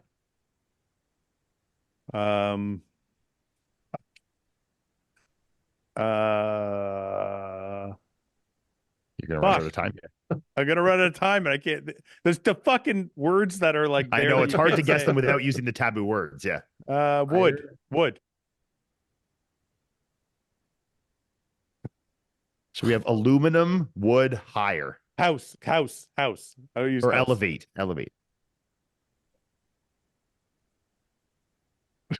Lightning. I'm out of time. Fuck. Okay. Lightning rod. What was the word? Oh, I was going to show you my screen before. Something to do with building or building a house or something? Ladder. Okay, yeah. Come on, guys. Elevate. Aluminum. It was wood. climb. You couldn't use climb? I don't know. I know. You know what? Climb would have been. Yeah, I could have. Yeah. Could use climb. Yeah, right. You want us to win here, man. You're not supposed to try and make it easier. Well, I'm the only one who has this game, so how the fuck are you guys going to play? No, I have it. I'll go next. Okay, you go next. I'm just doing a generate word. Okay.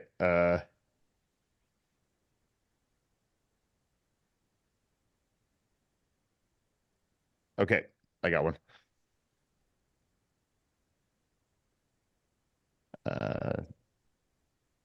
TV shows. Oh, no, I fucked it up. Wait. What did you? We wouldn't know. Just keep going, man. Just keep going. Okay, yeah, let's just go. We'll see if we get this one. I didn't actually completely, but I kind of did. I used a bit of a word that says not, but not the full thing. Like, okay, Netflix. Yeah. I got it. It said don't use shows. I said TV shows. So yeah, that's I fucked that up. I'll do another one. I'll try not to fuck it up this time. I didn't read them all good. I win, baby. 1-0. Okay. I wouldn't have said Netflix. Okay.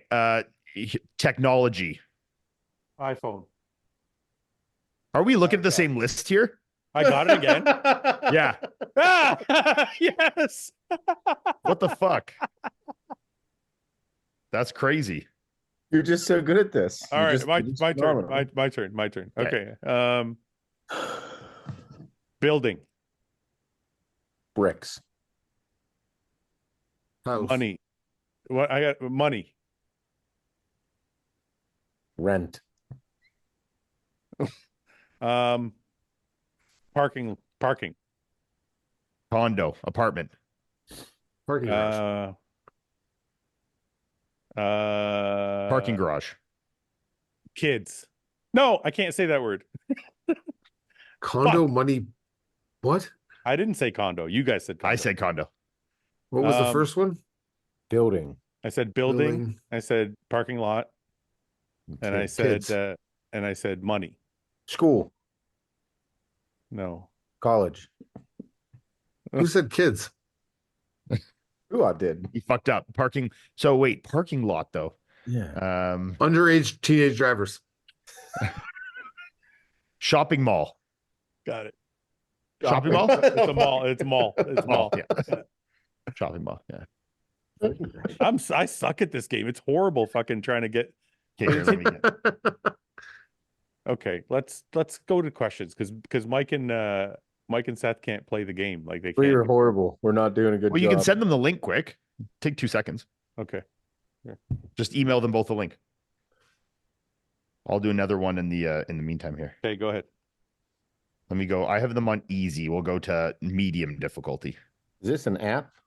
It's just like I just Googled it. I sent you both. Okay, An email. I sent you both an email. Okay. Drink. Beer. Pepsi. Gay. Ooh, Starbucks. Margarita. Yeah. I heard the word gay. Starbucks. Yeah. Hey, Paul, how are you? made Starbucks today. I heard the word gay. I thought that was my entrance. That was for you, yeah. And And boom. here we playing, have Paul. Paul, we're playing Taboo. Taboo. What's that?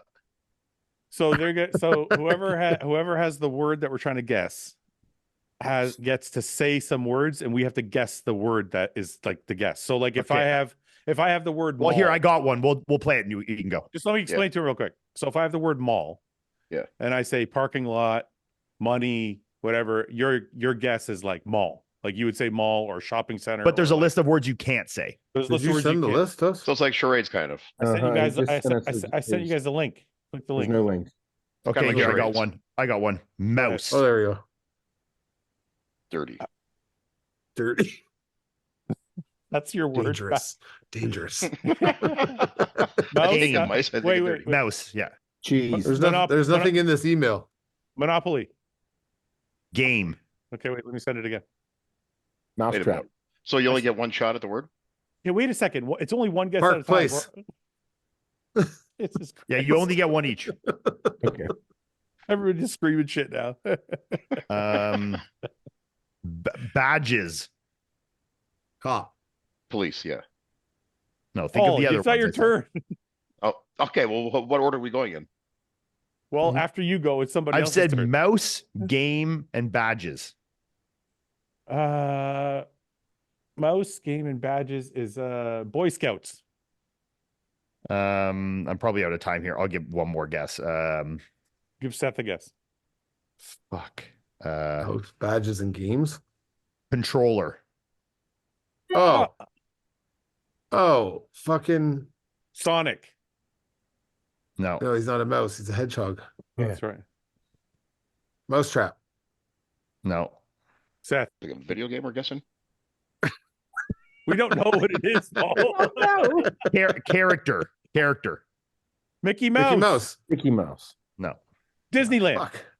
Fucking Pikachu, motherfucker. Who the Oh, fuck's gonna fuck guess that. Pikachu? Fuck that guy. Fuck that guy. All right, all Okay, right. did they get the I list? got a good one. Can I go? Can I use this one? I think Paul's go. gonna shine. Yeah, go Yeah, ahead. Oh, I can't say the word I want to say. Yeah, it's hard not to say the words. Champagne. Party. Strip club. Strip club. Wait, I haven't guessed yet. New Year's. No. Want another word? Yeah. Yeah. Cubs. World Series. What? Championship. Seth? Baseball. Champagne. You got White it. Sox.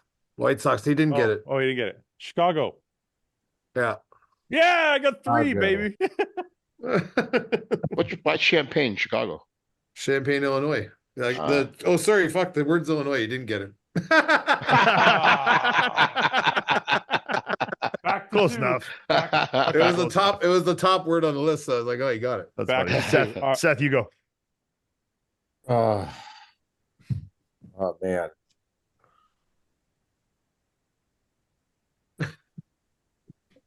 The first word you want to say is like right there. You're like, fuck. It's right there. Come on, man. Throw something out. Oh fuck. Date night. It's supposed to be one word, but okay. Well, I guess this game's actually supposed to be played in pairs. So it's like you try and just get your So partner one to guess person. Yeah. Oh, okay. That's okay. Date That's okay. night? I'll say fucking. No. it. Romantic. No. Paul? Expectations. That's the headlining word. Expectations. Is it right, Seth? Tell me it's right. No. No. Mike? Lofty expectations. Go ahead, Seth. Mike's got a guess. I guess it's dinner. Oh. Before that. Nope. Lunch. What? Second. No. But Give us I'm another out word. of time. This is way appetizer. harder than I thought. No. This- Come on. Give us another word. Everybody wait. Give us another word. What do we have so far? Just date night? Give me another stuff. Yeah, I said date night. Movies. Would you just let him I say said something movies. else? I said movies first. Oh, Could you guys just let him say something? Fuck. Go ahead, Seth. I don't get this game. I'm not good at this game. I'm over This it. is literally the simplest game known to man. Paul, I walked in halfway. he's trying to say words that are going to make you pick the top word that he's trying to get you to pick. So, like, if the word was iPhone, he would say Technology. technology. Which is like what Ian said. And I said iPhone. So this would be nighttime. So you said date night. What's your second word? Nighttime. Night. And we guess dinner. We Ooh, guess I know. movies. Drinks. Drive-in movie theater. It's one word. It's one word. Netflix and chill. This one's two words, but it's kind of good in that Fellatio. It'd be scary if that happened. Unexpected pregnancy. That is exactly what this said. It says it's scary movie. Scary movie. All right, we'll do one more. We'll get questions. You're going Fouad? Yeah. Oh no, I don't know anything about that. I can't say that. Okay, wait. Let me do this one. Okay. Carnivore. Wolf. Anybody else? Can I say something? T-Rex. Yeah. Everybody go once. So I said Okay. carnivore. Everybody has one pick. Lean. This guy's guesses are wild. I know.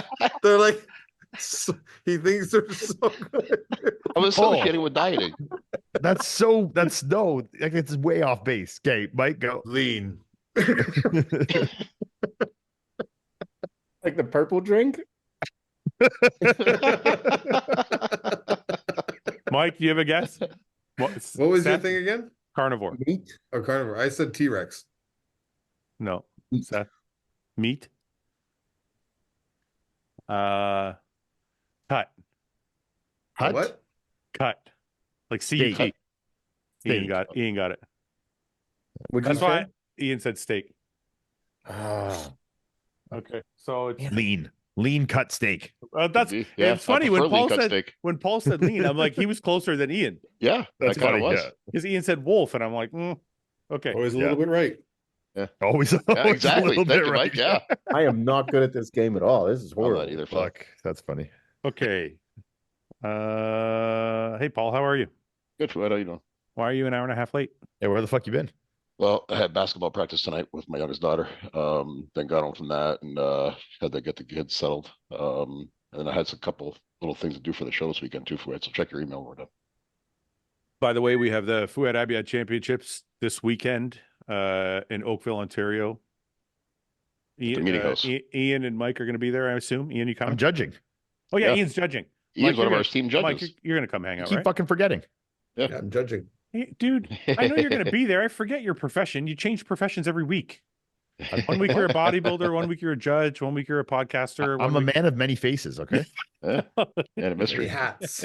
Yeah. And many hats. Yeah. Mike, you're coming to hang out, right? Are you Yeah, gonna have a booth there? No, I don't want to Why? do all that shit. I just Why? want to hang out. Yeah, but People you are have asking about your clothing. dude, you have a business. What do you mean? He's like, I don't want to have a business. I just want to hang out. Come hang out. Just wants to hang out with the bros, you know? Yeah, we're gonna have fun. Fuck. Yeah, but we can hang Samson. out. We can hang out while you have a table and sell your shit. Bring your We'll shit. see. I know why I'm he's just gonna doing leave. it. I'm just gonna leave it in boxes and just tell people to take Do it. stuff. You know what? I think Who's we're. who's head judging your show? Tammy Beckers. Tammy. You know what's funny, Mike? I think we're doing that because we have so much like overstock samples that I'm gonna bring like a couple of just large boxes of fucking clothing and be like, buy one, get one free. And you can pick whatever you want from it. It's like hoodies and crew necks and like a whole bunch of other shit. So I mean, that's what whenever you show up to a show, you hope to get the best deals possible. Yeah. Like that's sure. where you go. Like, you want to go get $20 t-shirt, $15 for a t-shirt, $10 for a hat, shit like that. well, and usually what like me and Paul do at most of our shows, and this year we did it with Ben, was we toss as much shit into the audience as we can, like as giveaways and stuff, and we try and give athlete bags and stuff. So we try and do our part to give back a little bit. Heck yeah. But anyway, yeah, we're gonna have a good time. So We Anybody- got Samson guest posing. How many athletes do you guys have? 100. Have you have a number yet? we Yeah, have about 100. 100 that's 100 athletes, but not 100 like because there's crossovers in the classes. Right. We'll have about 170, 180 crossovers. Yeah, Fuck. and then Samson's gonna guest pose at 320 pounds or some shit. So that's Yeah. gonna be Getting awesome. big. Yeah. But yeah, it's gonna be a good show. Yep. Okay, let's do some questions before we go. At the Detroit Pro next year, can Paul close out the show with a prayer? Sure. Yeah, I can do that. Yeah, give them a year to. I prep could open for it. I could open Well, it. and close it don't if you commit like. to this, and then when the time comes, you're unprepared like you are every time on this podcast, and then are upset about it. Might You have a better be surprise for you prepared. tonight. Might have a surprise for you tonight, Ian. Oh, there we go. Oh yeah, I follow my format or what? Straight a little bit. Fuck. We finally got him to give us a good one. Yeah. Sorry, 1 second. That's a mistake. Okay, if you could learn a new language instantly, which one would you choose? Didn't we answer this Italian. one before? No, I think we decided which race we could be, and Paul chose. Oh black. yeah, race. Yeah, obviously. Seth. You don't know why, Seth.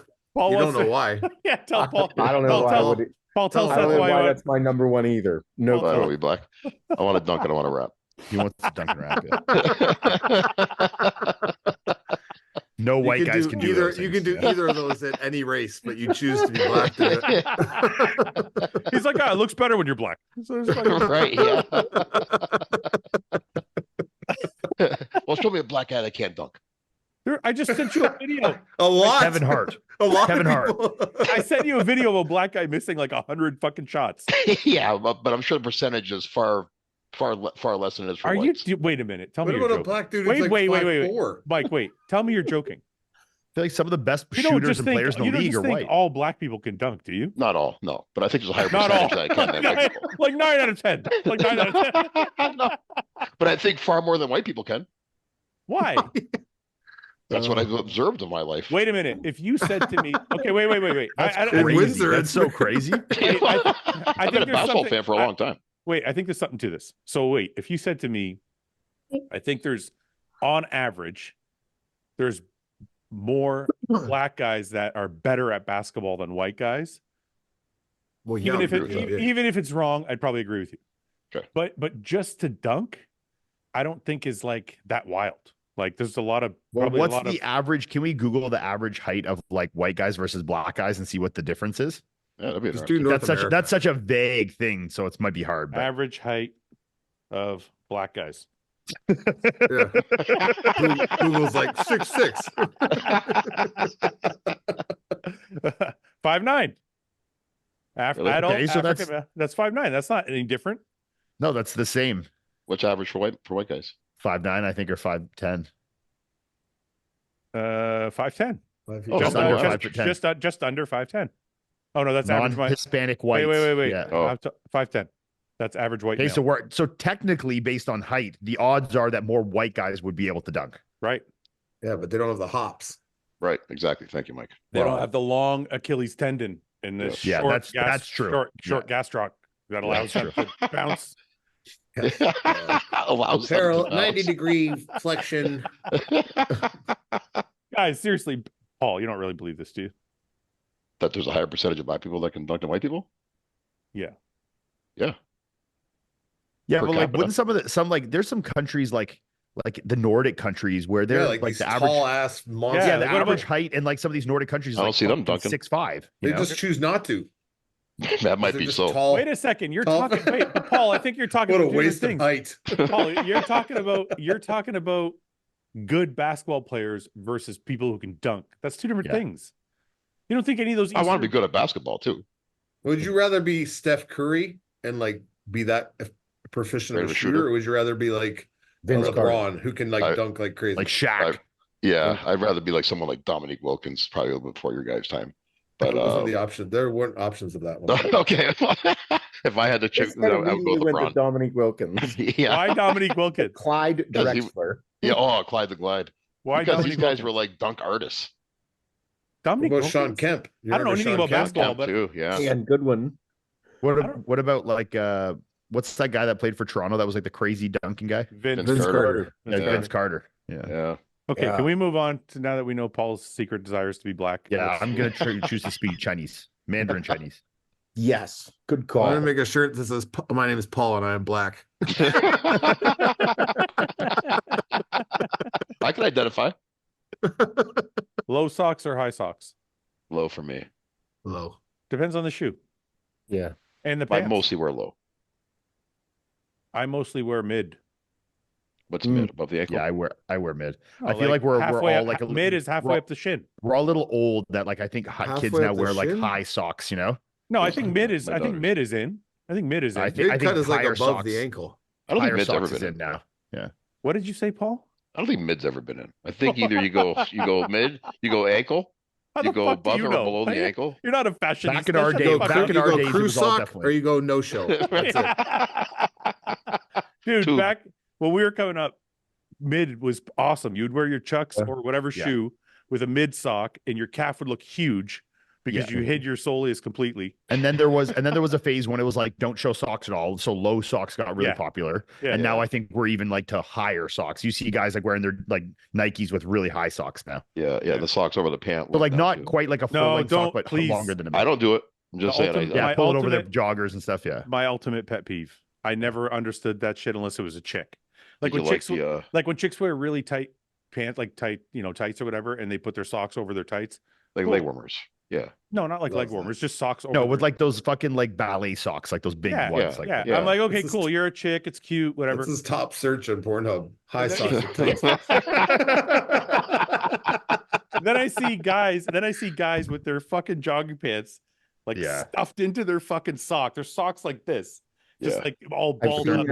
with their Nike Blazers, you know. What are you seen it. doing? I'm like, Yeah. what are you doing, man? Come What on. about the era where you pull up the pant about halfway up your calf? That's cool though. No, I like that. Like capris. Yeah. No, like, like where the- just no. you take one and like roll one leg. Oh up, no, you know? I couldn't. No, do I would that. do both. I wouldn't just do one. I would do No, both. no, Prison no, rules. no. Wait, you guys are talking about different things. See, if you were really black, you would know what Ian's talking about. I know what Yeah, he's you just talking do- about. You just do one. You just have like do one. elastic bottom pants and you pull it up and just like do it mid calf just on one side. Yeah, like a Coolio. Yeah, if you're doing both of them, that's like Capri, that's like Capri's girl shit. That's The weird. only Paul. black guy you can think of.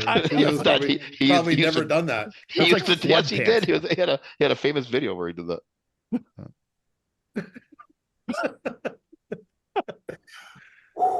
Why True did this black come up? historian. Why did this come up? Like when I typed in Coolio half leg pant, and this came up. Yeah, that's Coolio. Oh, that's not brand. Coolio. Man, that's an odd one. Oh, there's a You brand. spelled Coolio wrong. It's with a K. He's dead? Yeah, he is dead. You didn't know that? Holy shit. It's not with a K. Yeah, Paul, what are you talking about? No, yeah, sorry, that was my mistake. He was Canadian, wasn't he? No, he's from No. Compton. I don't think Paul knows anything about Coolio. I'm mixing him up with. I'm confusing him Compton, with somebody. Ontario. Okay. At what age is a good age for my son to start training? Mike, No. any insight in that one? Immediately. 5. Make him a man as soon as possible. What is the The best most, Spartans. What is the best, most impactful book you've ever read? I've never read a book. I don't read. Anybody else? I've read several. Anabolics 2002 by William Lelowin. Yeah. Paul, I know you read a lot of books. I have read a lot of books. I love Catcher in the Rye. That was one of my favorite Stop trying to books when I was a sound kid. fucking That's like smart. cop fucking- out. You're fucking Hey. full of shit. That's like I'm the not full ultimate of shit. dad fucking This guy's dad such a answer. fucking When liar. I was He's in like- high school, Give He's me like, I'm 3 gonna- facts about that book. He's like, Give I'm me gonna 3 sound facts. like a professor. Here I we go. went through a period of my life, a Yeah, dark you guys period, are and like, that oh, book had an that's impact good. on me. He says one book and everybody A attacks dark I know, I period. said these guys, fuck, assholes here. I went through a Ultimate dark period of fucking my dad life. answer you could have given. like a fucking Catcher- iconic award-winning book. Fuck You you. know, just attack me, eh? Jeez. Well, wait. I don't believe that. I Wait, don't believe that. I attacked you for a reason. Why? Because I know a lot of the books you've read, and that's the shittiest one. You don't know a lot of the books that Yeah, I read. you tell me all the time. No, I you read them in don't. secret. I read them in secret. You've read a lot Read of my recent biographies. ones. You've read a lot I of have read a lot of biographies and biographies. shit, and I you have. pick Catcher in the Rye. Like, what the fuck? I mean, Catcher in the Rye is a very famous book, but it's like the ultimate like dad answer. Like if I asked like my dad or Melissa's dad what their favorite book is, they'd say fucking Catcher in the Rye, you know? Yes. Great man. Okay, earbuds or over the earphones. I like earbuds, but I I like like the earbuds. buds. I like earbuds. Mike, you're wearing earbuds now. Paul, I can't hear you. Earbuds. I prefer this for podcasts because it No, I'm cancels not out talking about noise. that. I'm talking about for music. Yeah, earbuds. Earbuds. especially for working out, like over the ear headphones, it's like you lay down on a bench, they're fucking sliding off the back of your head. They get fucking hot and sweaty. I'm all for earbuds. Which coach should Quentin go with next? I agree with Ian. He shouldn't go with anybody for Toronto, but I think if the only person that should help him with Toronto is Dorian. right. My opinion, if he decides on a long-term coach, would be Stefan. I'm a fucking huge fan. Gotta So, watch yeah, the podcast. I never even heard the guy talk. dude, he's interesting as fuck. He plays like hard rock, like what's it called? What's that hardest? The Like hardest death rock? metal, Death metal. That's it. Hmm. But I always Does call he? it. I always like call it Ramstein shit, you know? I always call Really? it death metal with an F. Death metal, Yes. Def Leppard. He plays death metal. He's autistic. He's got this disease where he doesn't feel fucking pain. Like he's so interesting. And his passion for bodybuilding is like 11 out of 10. Yeah, it's hard not to say Stefan. I think there's lots of great coaches out there, and I think there's a lot of people, and I still do think Matt is one of those people that could do well with him. You know, I think that Patrick, Matt, I think there's tons of guys out there, you know, Stefan Ian- that could do really good, but Ian, can I tell you what I would worry about with a coach like Matt? It's not that Matt's not smart enough or doesn't have the credibility. When I think of Matt, and this could be totally just like social media driven, but when I think of Matt, I think of businessman and I think of busy. And when I think of people like Stefan or Patrick or a lot of these guys that are full-time coaches, that would put my mind at ease. Because yeah, I feel can like, agree with you to a certain aspect, but there's also like there's a nuance to that, in that the guys that are full-time coaches are all their income is dependent on that, so they take a lot more clients. You know, Right. these guys are working with 50 to 100 to 200 clients, where someone like Matt might only work with like 6 people, you know? True. So, you That's know, a good same point. with Hani. It's like, yeah, Hani is not a full-time coach. Like, you know, he has businesses and does other things. He only coaches like 4 people, but I would never be worried about Hani like having time for me, you know? That's a good point. So, you know, I think Matt makes it that way so he can work just with his elite guys, because, and, you know, the other guys go to guys like Justin Jacoby, you know, who's working with Tonio, and these guys who are actually, I think even Justin Jacoby could do awesome work with Quentin, you know? Yeah. So like I said, I think there's lots of great coaches out there. I think it's really just, you know, who you would like look up to in a sense, you know, like someone that you kind of look as like a That's what we authority always say. figure. And Cameron Diaz in The Mask, Sandra Bullock in Speed, Ooh, or Angelina Jolie in Gone in 60 Seconds. Oh, what are we doing? A fuck, marry, kill, or what? No, we're just doing a which one's the greatest. okay. Can we do a fuck, marry, kill? 60 seconds, terrible, horrible. We can do a fuck, marry, kill. It's fine. Go on, Angelina Jolie. Yeah, doesn't she have like the blonde weird hair in that She movie? has like the dreads. I'm gonna. Oh yeah, fuck, that's terrible. I'm gonna fuck Angelina Jolie. I'm gonna marry Cameron Diaz and kill Sandra Bullock. Sandra Bullock's pretty hot in Speed though, but I've never found her to be hot. Which Cameron Diaz is this though? Because like she's looking pretty rough now. If it's a Cameron Diaz, No, like, it's a young Dennis Cameron Rodman Diaz. days. She said the from like mask. Dennis from the Rodman What did you say? That's even worse. The Dennis Rodman days. You just another What? basketball player. Yeah. Yeah, I think I'd be probably the same as Fouad. I'd probably fuck Angelina Jolie, even though she looks brutal in that movie. And I'd No, probably she marry. looks like dirty in that movie. It's great. Oh, she'd No, be the a hair's brutal. It's the right And kind I'd- of dirty. She'd be And, a and then freak I'd for sure. probably marry Cameron Diaz. I feel like she'd be funny. You know, Angelina Jolie gone in. if they said like Angelina Jolie from like Mr. and Mrs. Smith, or like from, Oh no, this is great. Look at or this. from like, I'd like some or dirty. from like The Tourist or something. Oh yeah, that's so bad. Oh, No way. This is great. yeah, she's a freak. She a freak. She a freak for show. Yeah, she's. Paul, are she's you still- turning she's still black pretty while hot. we're on this podcast? Oh I yeah, did. girl's a freak. I didn't mean to say it that way. It's just the way it came up. What is your favorite smell? Vanilla. Vanilla. It doesn't smell like any. That's what I love the smell Paul, of you vanilla. and vanilla, I swear to God. I love the smell of vanilla. There's nothing wrong with that. Again, Seth. See, I say an answer and I get attacked Immediately. immediately. Okay, you're right. Okay, vanilla. I'm sorry. You're right. Vanilla. What does vanilla smell like? I don't even. Great. I Smells know good. it smell. I know it smells like something, but I don't know what it is. Is it like a Sweet, flower? It's a mixed flower, with, right? Like, yeah. Okay. Yeah, it smells good. Mike. Like you know, like vanilla candles and stuff. Yeah. Very, Yeah. it's a very feminine answer, but it does smell good. It smells like cupcakes. That's why you like it. It smells like cupcakes. Cupcakes smell like cupcakes. Yeah. See that Vanilla cupcakes. especially. Like, Wait, are you saying vanilla? Are you saying vanilla as in like the candle vanilla, or like vanilla extract? It's they're different. Because yeah. vanilla Yeah. extract smells amazing too. He's I'm gonna gonna have go to- with. He's I'm gonna gonna go have with to- whatever. Wait a I minute. got to He's get gonna back go on with that whatever one you're again. saying. You already know I'm gonna that. have to. It's been a while since I smelled. Because like vanilla there's like extract, there's like the girls fucking moisturizer or candle kind of vanilla, and then there's like vanilla extract kind of vanilla. Yeah, it's a stronger vanilla, the extract, right? It's He's very gonna different. say yeah. whatever you're saying, Ian. I like Well, a I'm good not saying one of sandal. the Yeah, other. I'm just sure. asking. Have I'm you giving them not learned? options. But yeah, I know that. But the way you're giving the options is I'm leading leading the to- witness. It's not Yeah. suggesting. Oh my I'll God! I'll still make my own decision. Oh, you're not. You're not gonna be like, oh, I like the gay one. I like the flowery one. That's all. No, I was going to say the extract. I like the strong, pungent one. Oh, okay. The manly one. I like the Yeah. manly one. Yeah. Okay. Ian, what's your favorite smell?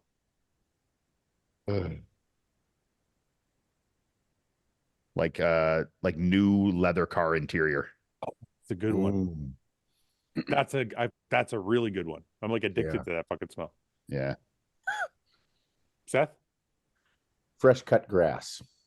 That's a good one. All-time That's favorite. a totally Seth answer for sure. Yeah. Yes. I'm obsessed with fresh cut grass, mulch. Hey, I saw a TikTok the other Mulch day where smells good, yeah. I saw a TikTok Gasoline. the other day with this gasoline. Is that your favorite? Oh yeah. Oh, That's yeah. a good one too. That's Yeah. a great smell. I like cinnamon. That's a good one Do too. you hear this guy? Vanilla and cinnamon. He over said here. likes Paul likes his food. man. I like baked goods again. So I like my house to smell like baked I goods like all the baked time. goods.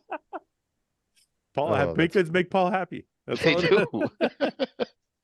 I can't think of one right now. I was going to say something really gay, but forget it. Paul just wants to smell like Bath and Body Works candles. That's it. It's funny. My oldest daughter especially is hooked on that place. Like these different sprays and stuff. And she always like when she brings a bunch home because she'll buy like 6 or 7 at a time. She'll be like, "Daddy, come here. Let's I want you to smell all these." And I'll sit there with her and we'll go through each one. I would tell her what my favorite ones are. Would you rather be able to detect any lie you hear or be able to get away with any lie you tell? Detect any lie. Detect it. Yeah. Detect, because I don't lie, so detect. Seth? Oh, detect. I don't. Paul? That's the one. Detect. I at get the away with beach. my lies good enough already. No. Yeah. No. Fuck, why does this do that? What is one question you want to ask each other and have not yet? I have no fucking idea. What do you want to ask me, Paul? It's been 25 years. Is there anything you haven't asked me yet? This guy, you can't be anything left. There can't be at this point. We talk. I see you more than I see anybody. No. Nothing I don't know about you. I don't What's I'll get a question for you. Okay, go ahead. What's your total kill count? No, I can't answer that. Oh, we're married. Ian. We can't. It's a lot. It's a lot. No, it's not a lot. Okay. Should you reach your genetic potential before hopping on any enhancements, or just hop on if you're competing? And if you're a competing amateur? That's a tough question, man. Go ahead. You guys answer first. I have a bad answer. I don't know. I don't have a fucking answer to that. Okay. My answer depends on the individual. My answer is if you want to reach your genetic potential faster, get on steroids. That's probably the wrong Definitely answer. accelerate it. You're going to get there first. So Yeah. See what we Wait, got. is this saying if you don't want to compete? Like, what was it? Sorry. no, say he's the saying if question you want to compete. Look, I'll give you a real answer. If you want to compete and you want to do well and your goal is to be a pro or excel and like really make a career, in my opinion, you got to do what everybody else is doing. That's all there's to it. Or you're just going to the show to lose. You're not going to beat a natural guy 9 times out of 10 is not going to beat an enhanced guy. No. So if you want to, unless you want to compete, you can compete as a natural guy for a little while and get your feet wet. And then, no, I think there is something to be said with, you know, taking some time to develop your physique naturally and like get good habits and those things. But like, yeah, ultimately, if you want to get the most and see where your true genetic potential is, there's going to be a point where you got to go to the dark side. You know, I don't want to give bad advice. I'm only answering this specific question. If you ask me what the best way to do it is, it's not the way I did it. It's probably more the way Seth did it or Ian did it, which is like train naturally first for a few years, get some fucking base under your belt, and then start. The only reason I started is because this question is almost exactly what the situation I was in earlier. Yeah, I was gonna compete, so I had to do what the people competing were gonna do. So, you know, it just depends on your situation. Decision. Worst farts and what made them? Fiberglass farts don't smell too good. I haven't had bad farts on fiberglass. No, I actually have non-smelling farts on fiberglass. When it's brewing, when time's coming. You know what's weird about fiberglass? When I use it, it like my shit's delayed like 12 hours. Really? And now that I've been doing my like daily shake thing, the amount I shit has reduced. I shit like once a day, like clockwork. Would you stop talking about Really? your daily shake thing? Because now everyone's going to message Ben again. Oh, I know. Everyone's already. I get the messages so much, and then I'm You like, keep I'm not bringing it up. answering you. I know what it is. You can message me. Yeah, message Mike. Fucking don't message me anymore. Seth, worst farts and what made them? Probably ice cream. Oh yeah. Yeah, dairy. Yeah.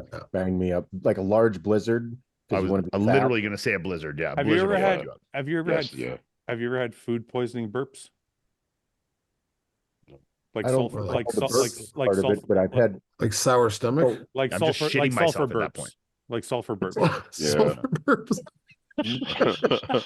You're just So, like, farting out your throat. That'd be horrible. Yeah, get that checked out, man. Listen, I had food poisoning once. You guys have had it, right? Right? Everyone? I didn't say, listen, I don't care if anybody's had it. I had it. I had food poisoning and I was burping. It was disgusting. It smelled like shit. Were you also shitting and vomiting? Yes, I had food poisoning. I was like, it was the worst ever. Did it taste like shit too? It smelled like a Have you ever tasted shit? Did it taste like shit? I don't think I have. I assumed that if that's what shit tasted like, that's what it would be. Yeah. If you had it, no, that's too hard. Okay. Paul, have Tom Cruise take your wife on a weekend getaway. Things may or may not happen between them, or make out with a man of your choosing for 10 minutes. Oh, 10 minutes. He's for sure giving away his wife. He's not going to kiss her. Yeah. I think she'd be safe with Tom Cruise.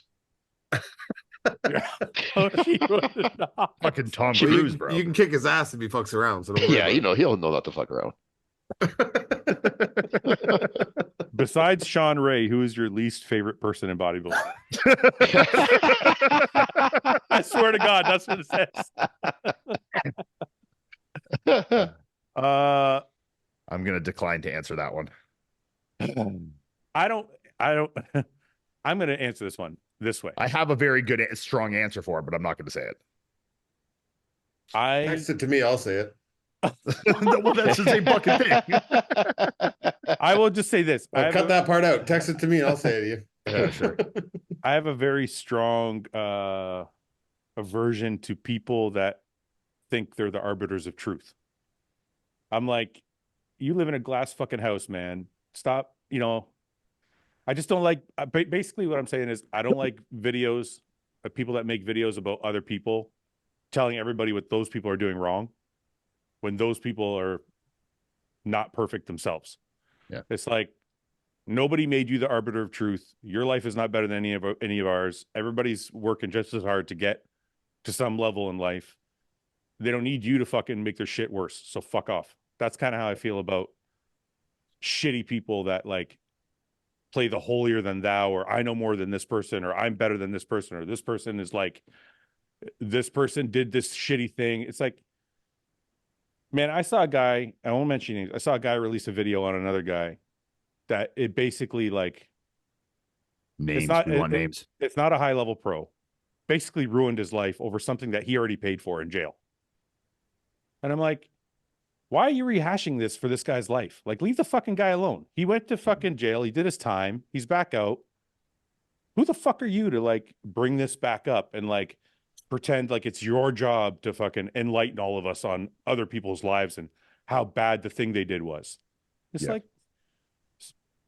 there's a group of people that do these things. So I'm not naming any names, but I just, the whole Is that really people in the bodybuilding industry though? You know what I mean? Yes, it is. Nah. People that want to be in the bodybuilding Yes, it is. industry. Yeah, No. that's what I'm saying. It's not actual people that compete or like live the life. Yeah. It's more people that like want an in somehow, and this is their in. Yeah. I don't know. I don't consider those like kind of news outlets part of the bodybuilding industry. I think they're just like fucking fringe nonsense, you know? Yeah. But they're I don't know, popular. I guess if bodybuilding people are watching them or they're about bodybuilding people, then I consider them bodybuilding outlets. Sure. Fair. Right. Yeah. So I don't know. Seth, anybody you dislike or want to tell to fuck off while we're on the topic? No, I'm pretty good. You're full of shit. You know what, Seth? I think you have a long list that you just don't want to say it. No, I mean, what's tough is like you said, with people that make videos like that, like I guess like I don't know, like if I want to say something to somebody, I'm pretty good with just saying it to them, right, or making sure that it's like directed at them in a conversation with them.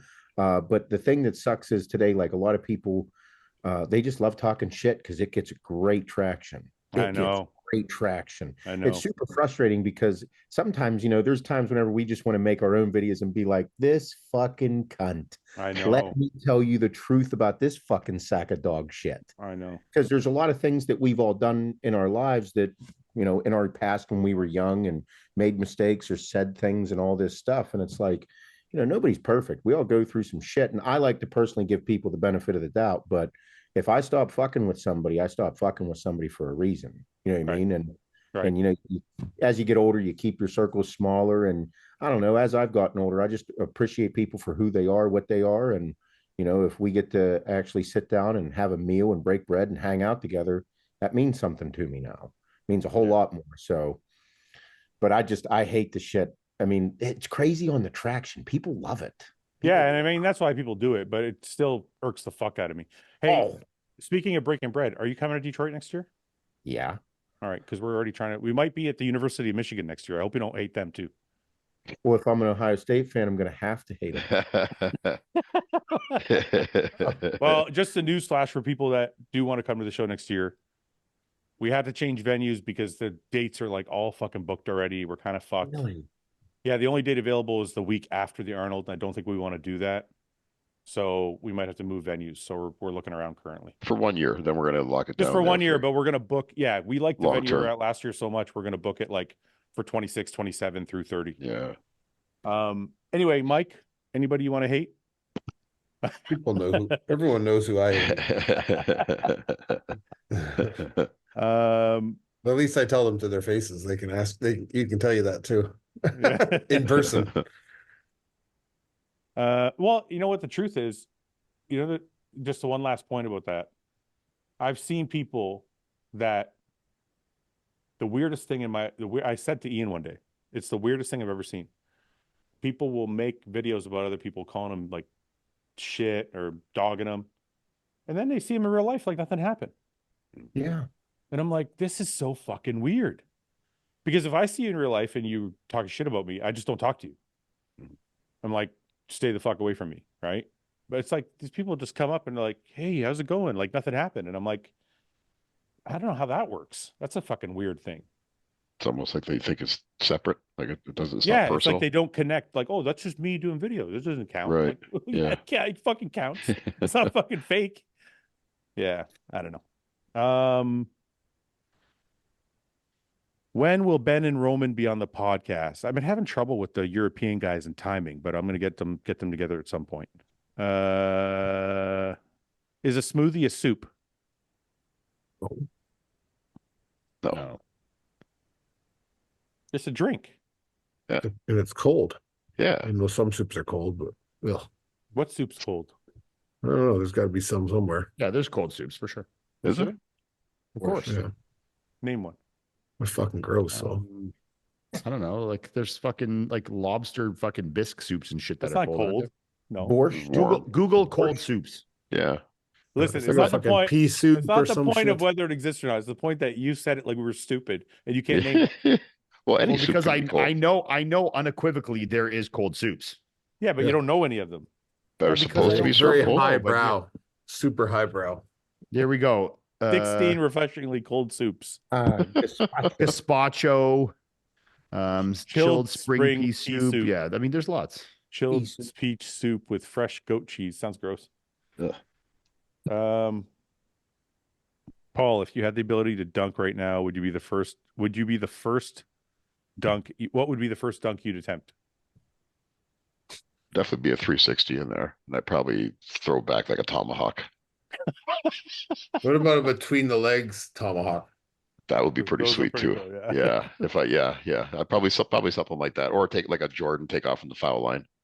I'd want to alley-oop you your first dunk. Oh, Mike, that would be a dream come true to me. That would be awesome. You know, that's what I really want to do more than anything is be on the receiving end of an alley-oop. That might not sound great, but It would be awesome. It would. We all know that it. probably didn't sound Really great. cool. What physical contest could Paul beat all of you in? Doesn't have to be in the gym. May not be one. Arm That's a wrestling. question for you, Paul. What do you think I you- saw those biceps the other day, buddy. Arm wrestling. I'm going down. Yeah, no, that's definitely not one. Anything that involves the dad strength, we're all losing. The only thing I can beat you guys in is trivia. No, you Maybe lost to in Seth trivia, on for the, sure. you lost to Seth on the last episode. Oh yeah, look, we're playing a Seth's strength. We're talking about You said U.S. your strength capitals. you said your strength is geography. It is, but So let's get Seth some is tri- from let's the get some US. tri- let's get some trivia popping right now. If we pull out a Trivial Pursuit game board, I I'm promise you, I'm not winning. No, but you That's- didn't say. You said geography was your strong suit. No, And he Seth- said one he of- just said I've- trivia. He didn't say. Yeah, I he said said trivia. I all know trivia. that, but originally this whole thing started with geography. I He's have a doubling up- passion he's for doubling geography, up but it's now on not. everything. I have a lot of useless knowledge. All right, let's play. Serves some me well in Jeopardy. Okay, here's some random trivia, Paul. Let's see if you can get it before the rest of us. Well, what skill level did you choose? Who wrote the novel Red Badge of Courage? I never heard of that book. What war is the setting for the novel Red Badge of Courage? I never heard of the book. I can't answer that. Who wrote the novel Nostromo? I don't know. What are these questions? What trivia did you choose here? Okay, here, I'll give you some categories. You want art, science, entertainment, history, general, or geography? History. Let's start with history. Does anybody Let's make want a little Jeopardy out of this. Does anybody wants to go against Paul for history? Yeah, I'll go. Let's go. Any takers? Okay, come on in. I don't stand a chance here. Okay. History. Who served as vice president under Ronald Reagan? I got it. You knew it already? Yeah, I haven't looked at the answer, but I know it. No, you do? Yeah, of course I do. Are you stupid? You don't remember this? Was it Bush Senior? Yes. No. Okay, one. Paul's got. Okay, let me write down the totals here. Paul, Ian, 1. George H. Bush. I'm surprised you didn't get that, Seth. Who was U.S. President Ronald Reagan's first wife? Nancy. I don't know. Nancy. Nancy. No. Oh yeah, no, that's First that's wife? not his first wife. Oh, really? Didn't know that. I don't know the name of the first one though. I don't know. He was an actor. Jane Wyman. Oh. Who succeeded Jimmy Carter as the 40th president of the United States? Oh, this is just U.S. history. I don't know what the fuck. Yeah. Guys, it's an easy one. It's an easy one. Clinton. Who was after Jimmy Carter? Reagan. Yes. Clinton. I don't think I know the orders of the presidents at all, except for more recent ones. Okay, these are all other presidential in the history section. So unless, okay. Which country were the 48 Winter Olympic Games? 40. Oh, come on, 48. Well, what the fuck, Paul? You don't want trivia that was from last year. It's a Well, give me a year. Give me a year and I'll tell you. I said 1948. Oh, 1948. No, it's not Germany. You're wrong. Was it Germany? No. We just got done bombing the Luxembourg. Which country were the 1948 Winter Olympic Games? Russia. Oh, Winter Olympics. Yeah. Winter Olympics? Yeah, I'm going to say the U.S. Switzerland. Really? Only peaceful place at that time. Neutral. The Sphinx is a statue that guards what? Yeah, the what do you call it? The pyramids. It's the pyramids, right? Yeah, Paul got that one first. It's actually the pyramids of Giza, Paul. Yeah. I was going to add that, but you didn't give me enough time. Didn't give me a minute to finish. They're in Egypt. On what date did the War of 1812 begin? Don't say it. Please don't say it. September 18th. June 18th. Oh. I thought Paul was going to say Good for you, Ian. I didn't know that. I got the number right, though? 1812. That's a number. I got the number right, though? Yeah, you got that right. I knew it was an 18, but I had no idea the month, to be honest. Abraham Zapruder gained fame for filming what important event in U.S. history? I know this one. Sorry, was he reading the question again? No. What was the question? Abraham Zapruder gained fame for filming what important event in U.S. history? Come on, guys. It's an easy one. The shooting of that president. Yeah, come on. Who? JFK. Of Kennedy. Okay, Ian's got one. I just said JFK. I won that one. Yeah, Mike got it. Well, but Ian said the thing first. Okay, I'll give him a half. You guys get both half. Give me a quarter. Ian and Mike get half each. Okay. What Greek physician? I can't say that word. Physician. Physician. What Greek? Physician. Physicist. I can't say it. No, not physicist. Physician. Physicist. Say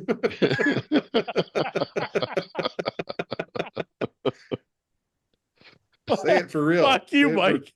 Say it for real. What Greek physician is known as the father of medicine? Socrates. No. No, apothecary, isn't it? No. I don't know. Hippocrates. Oh, Hippocratic oath. Yeah. What was the bloodiest single-day battle during the American Civil War? Oh, it's got a fucking name for this day, doesn't it? The Battle of. Yeah. Battle of the.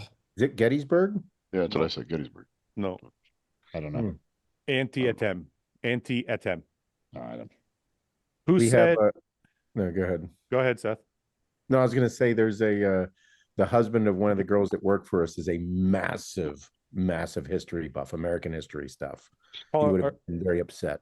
Paul, are you sure you want to stay in the history section? You only got 3. No, let's move on to it. Let's go to how about we do science? Or no, entertainment. Okay, 1 second. It's generating. Entertainment. Okay. Let's see how smart you are with entertainment. What decade did Marty McFly go back to in Back to the Future? Oh, fuck. 50s. 50s, wasn't it? Yeah. Who said 50s first? Seth is on the board. Seth is on the board. Got what one. the fuck? Is my mic out? What is Shawshank in the movie The Shawshank Redemption? Prison. Prison. Yep, it's prison. Ian first. Ian's got 1.5. All right. Who plays the role of Craig, the puppeteer's wife, in Being John Malkovich? John Malkovich. No. The wife. It's the only person you know from that movie. Who's the wife? I don't know. I can't remember the movie. We just talked about her. Cameron Diaz. Angelina Jolie. Ian's got 2.5. Damn it. Fuck. In the movie, no, that was shit. In the movie Pulp Fiction, what is the name of the restaurant Maya brings Vincent to? Something diner. I can't remember the name though. Nope. No, Oh, that's a good question. I don't know. Okay. The second you say it, we're all gonna fucking know. But what is it? Jack Rabbit Slims. Oh, I didn't know that. Never mind. What movie did rappers Ice Cube and Ice-T star in? Fuck. No, not Boys in the Hood. Not Boys in the Hood. Colors? No. Are Ice they Cube. even in that? That's They're a not guess. even in that, are they? Well, Ice-T sang the song, the theme song. Trespass. Oh, I would have guessed that. I had like a name in the back of my head, but I couldn't get it out. But that wasn't it. What character said, "I may not be a smart man, but I know what love is"? Forrest Gump. Thank you, Forrest Gump. Who said Forrest Gump first? Mike. Mike's got 1.5. Shit movie. Who directed Shit movie. Who directed the 2018 superhero film Black Panther? Who directed it? Yeah. Oh, I know this too. Fuck. I know it too. The guy. Probably someone black. I don't know. No. Oh my God. The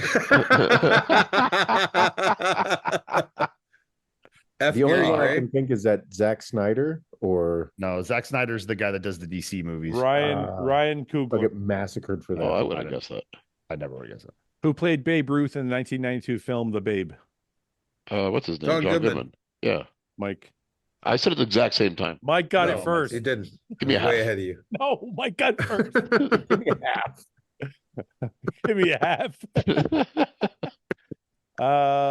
What movie was hyped? 5 criminals, 1 lineup, no coincidence. Usual Suspects. Unusual Usual Suspects. Suspects. Oh, Paul got that one fast. Did you say it first, Paul? Oh. Yeah. Yeah. What is E.T.'s job in the Spielberg movie?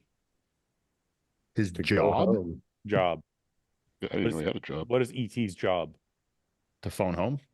No, Yeah. no.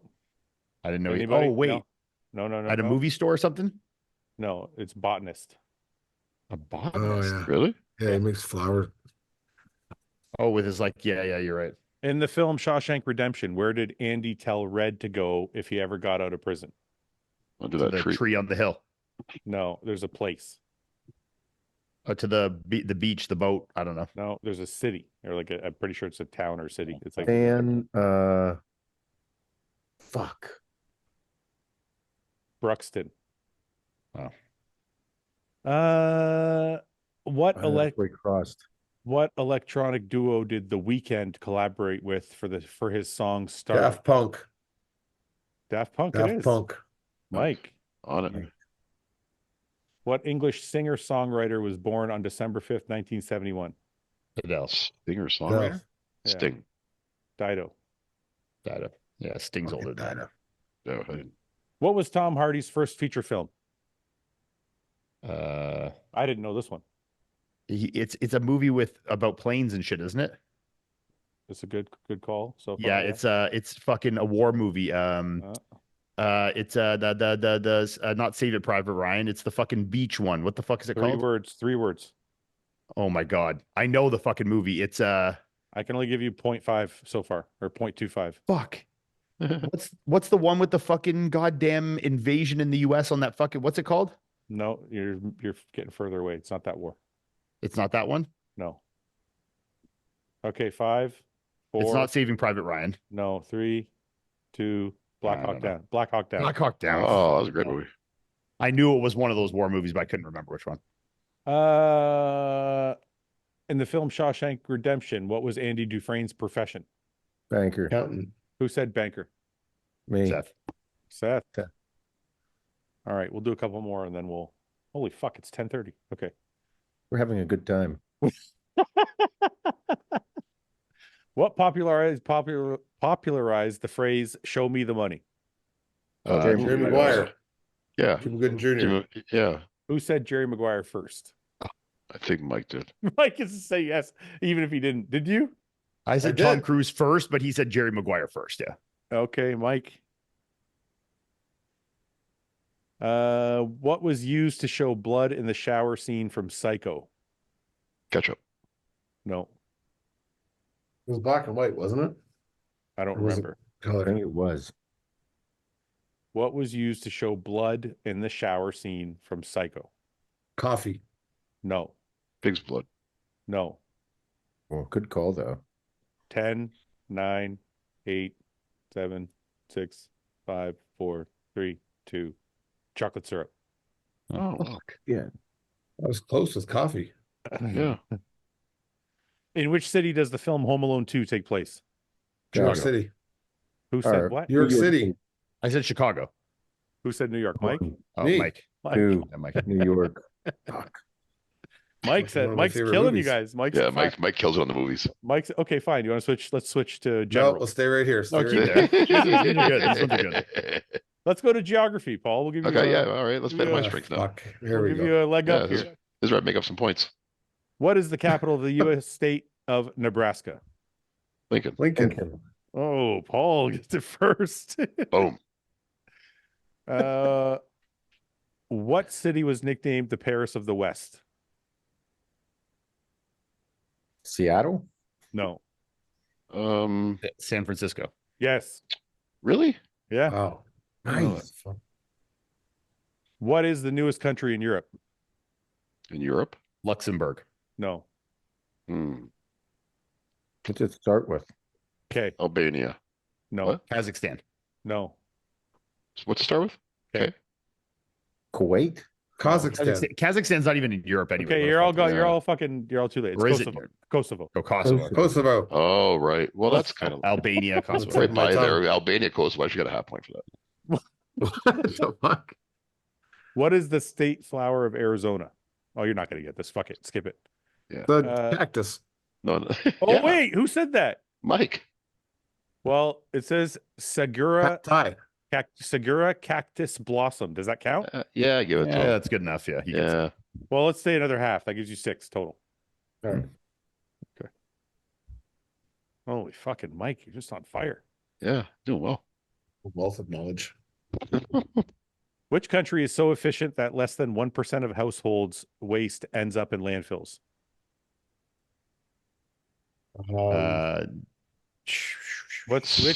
Which country? What? No, I was going to say Sweden. I said Japan. What's the final answer? I said Japan. Switzerland. Who said fucking what? And what is the final answer? Don't say I was going to say and look for an Well, just tell us what the answer is and we'll tell you who said it. No, I Switzerland. want to know what everybody's saying. Who said you said Switzerland? Yeah. Ian, you said what? Japan. Mike, Paul? Sweden. Yeah, Sweden it is. Yeah. You're such a cheater. You're like, I think it's Sweden, maybe. I don't know. Well, Mike had me with Switzerland. I thought that might have been it. What country covers an entire continent? Greenland. Australia. Who said Australia first? Me.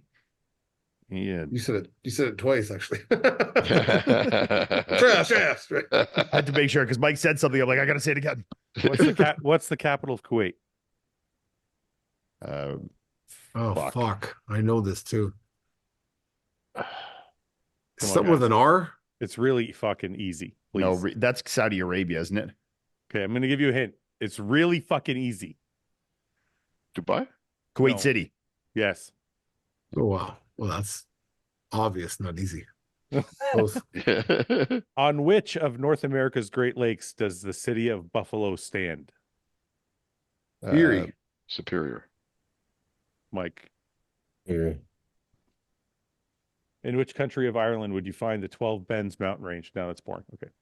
In which country of Ireland? Which country has the world's largest protected nature reserve? Which country? Canada. No. U.S. No. China. This one's a little kind of obvious.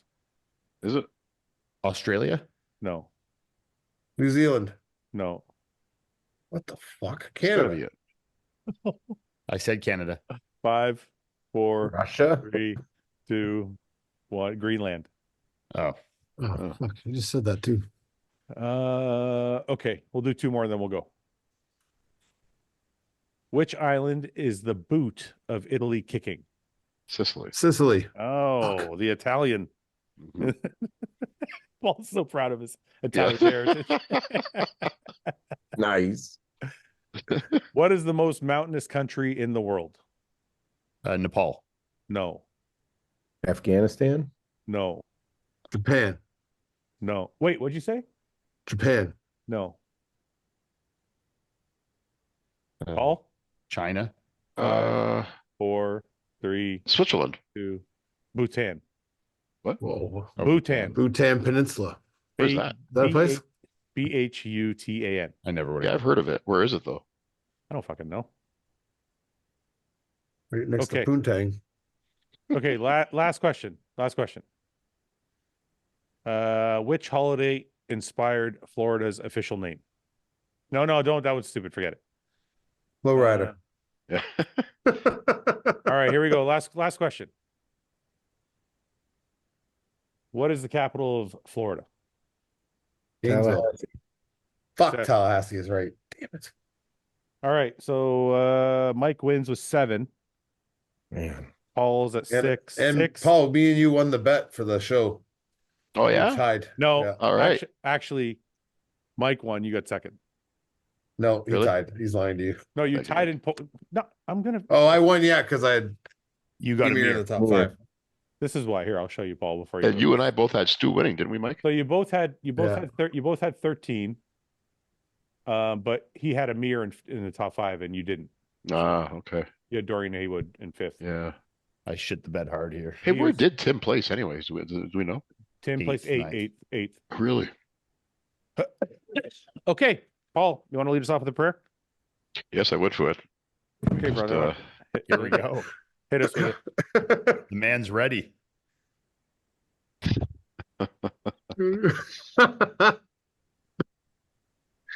Okay. I don't know if I should say the first line or not. Say the whole Yeah. fucking thing, Paul. Come on, What man. are you doing, man? Okay, you ready? I gotta get. Hang on. I need to blow my nose. Can we hang on a minute? Oh my Yeah. Lord. Go. No, come on. Gotta be ready for his prayer, man. Come on. Yeah, go. Okay, let's see a second. Oh, fucking. He's going to put on a priest outfit. If he comes Oh. back in a priest outfit, I'd be so impressed. No, he's not gonna do that. Seth, I'm sorry. I would let you say a prayer, but Paul's actually excited about his prayer this week. So I'm excited. I'm as excited to well. hear this. Yes, I am. he's been working on it all week. Sorry, Seth, we got away from ourselves. We're on a little longer than expected. We were playing. I'm good. I'm just gonna have my peanut butter and jelly rice cake and go to bed. All right. Okay, Paul, you ready? Nope. Okay, That's better be worth the wait, man. let us bow our heads. Dear leader. Whoopty, bitch. I'm outside. It's a movie. Huh? Whoopty. Blue cheese. I swear, I'm addicted to blue cheese. I gotta stick to this paper like loose leaf. Bitch, I'm about my chicken like it's a 2-piece. You can have your bitch back. She's a groupie. She just swallowed all my kids in the 2-seat.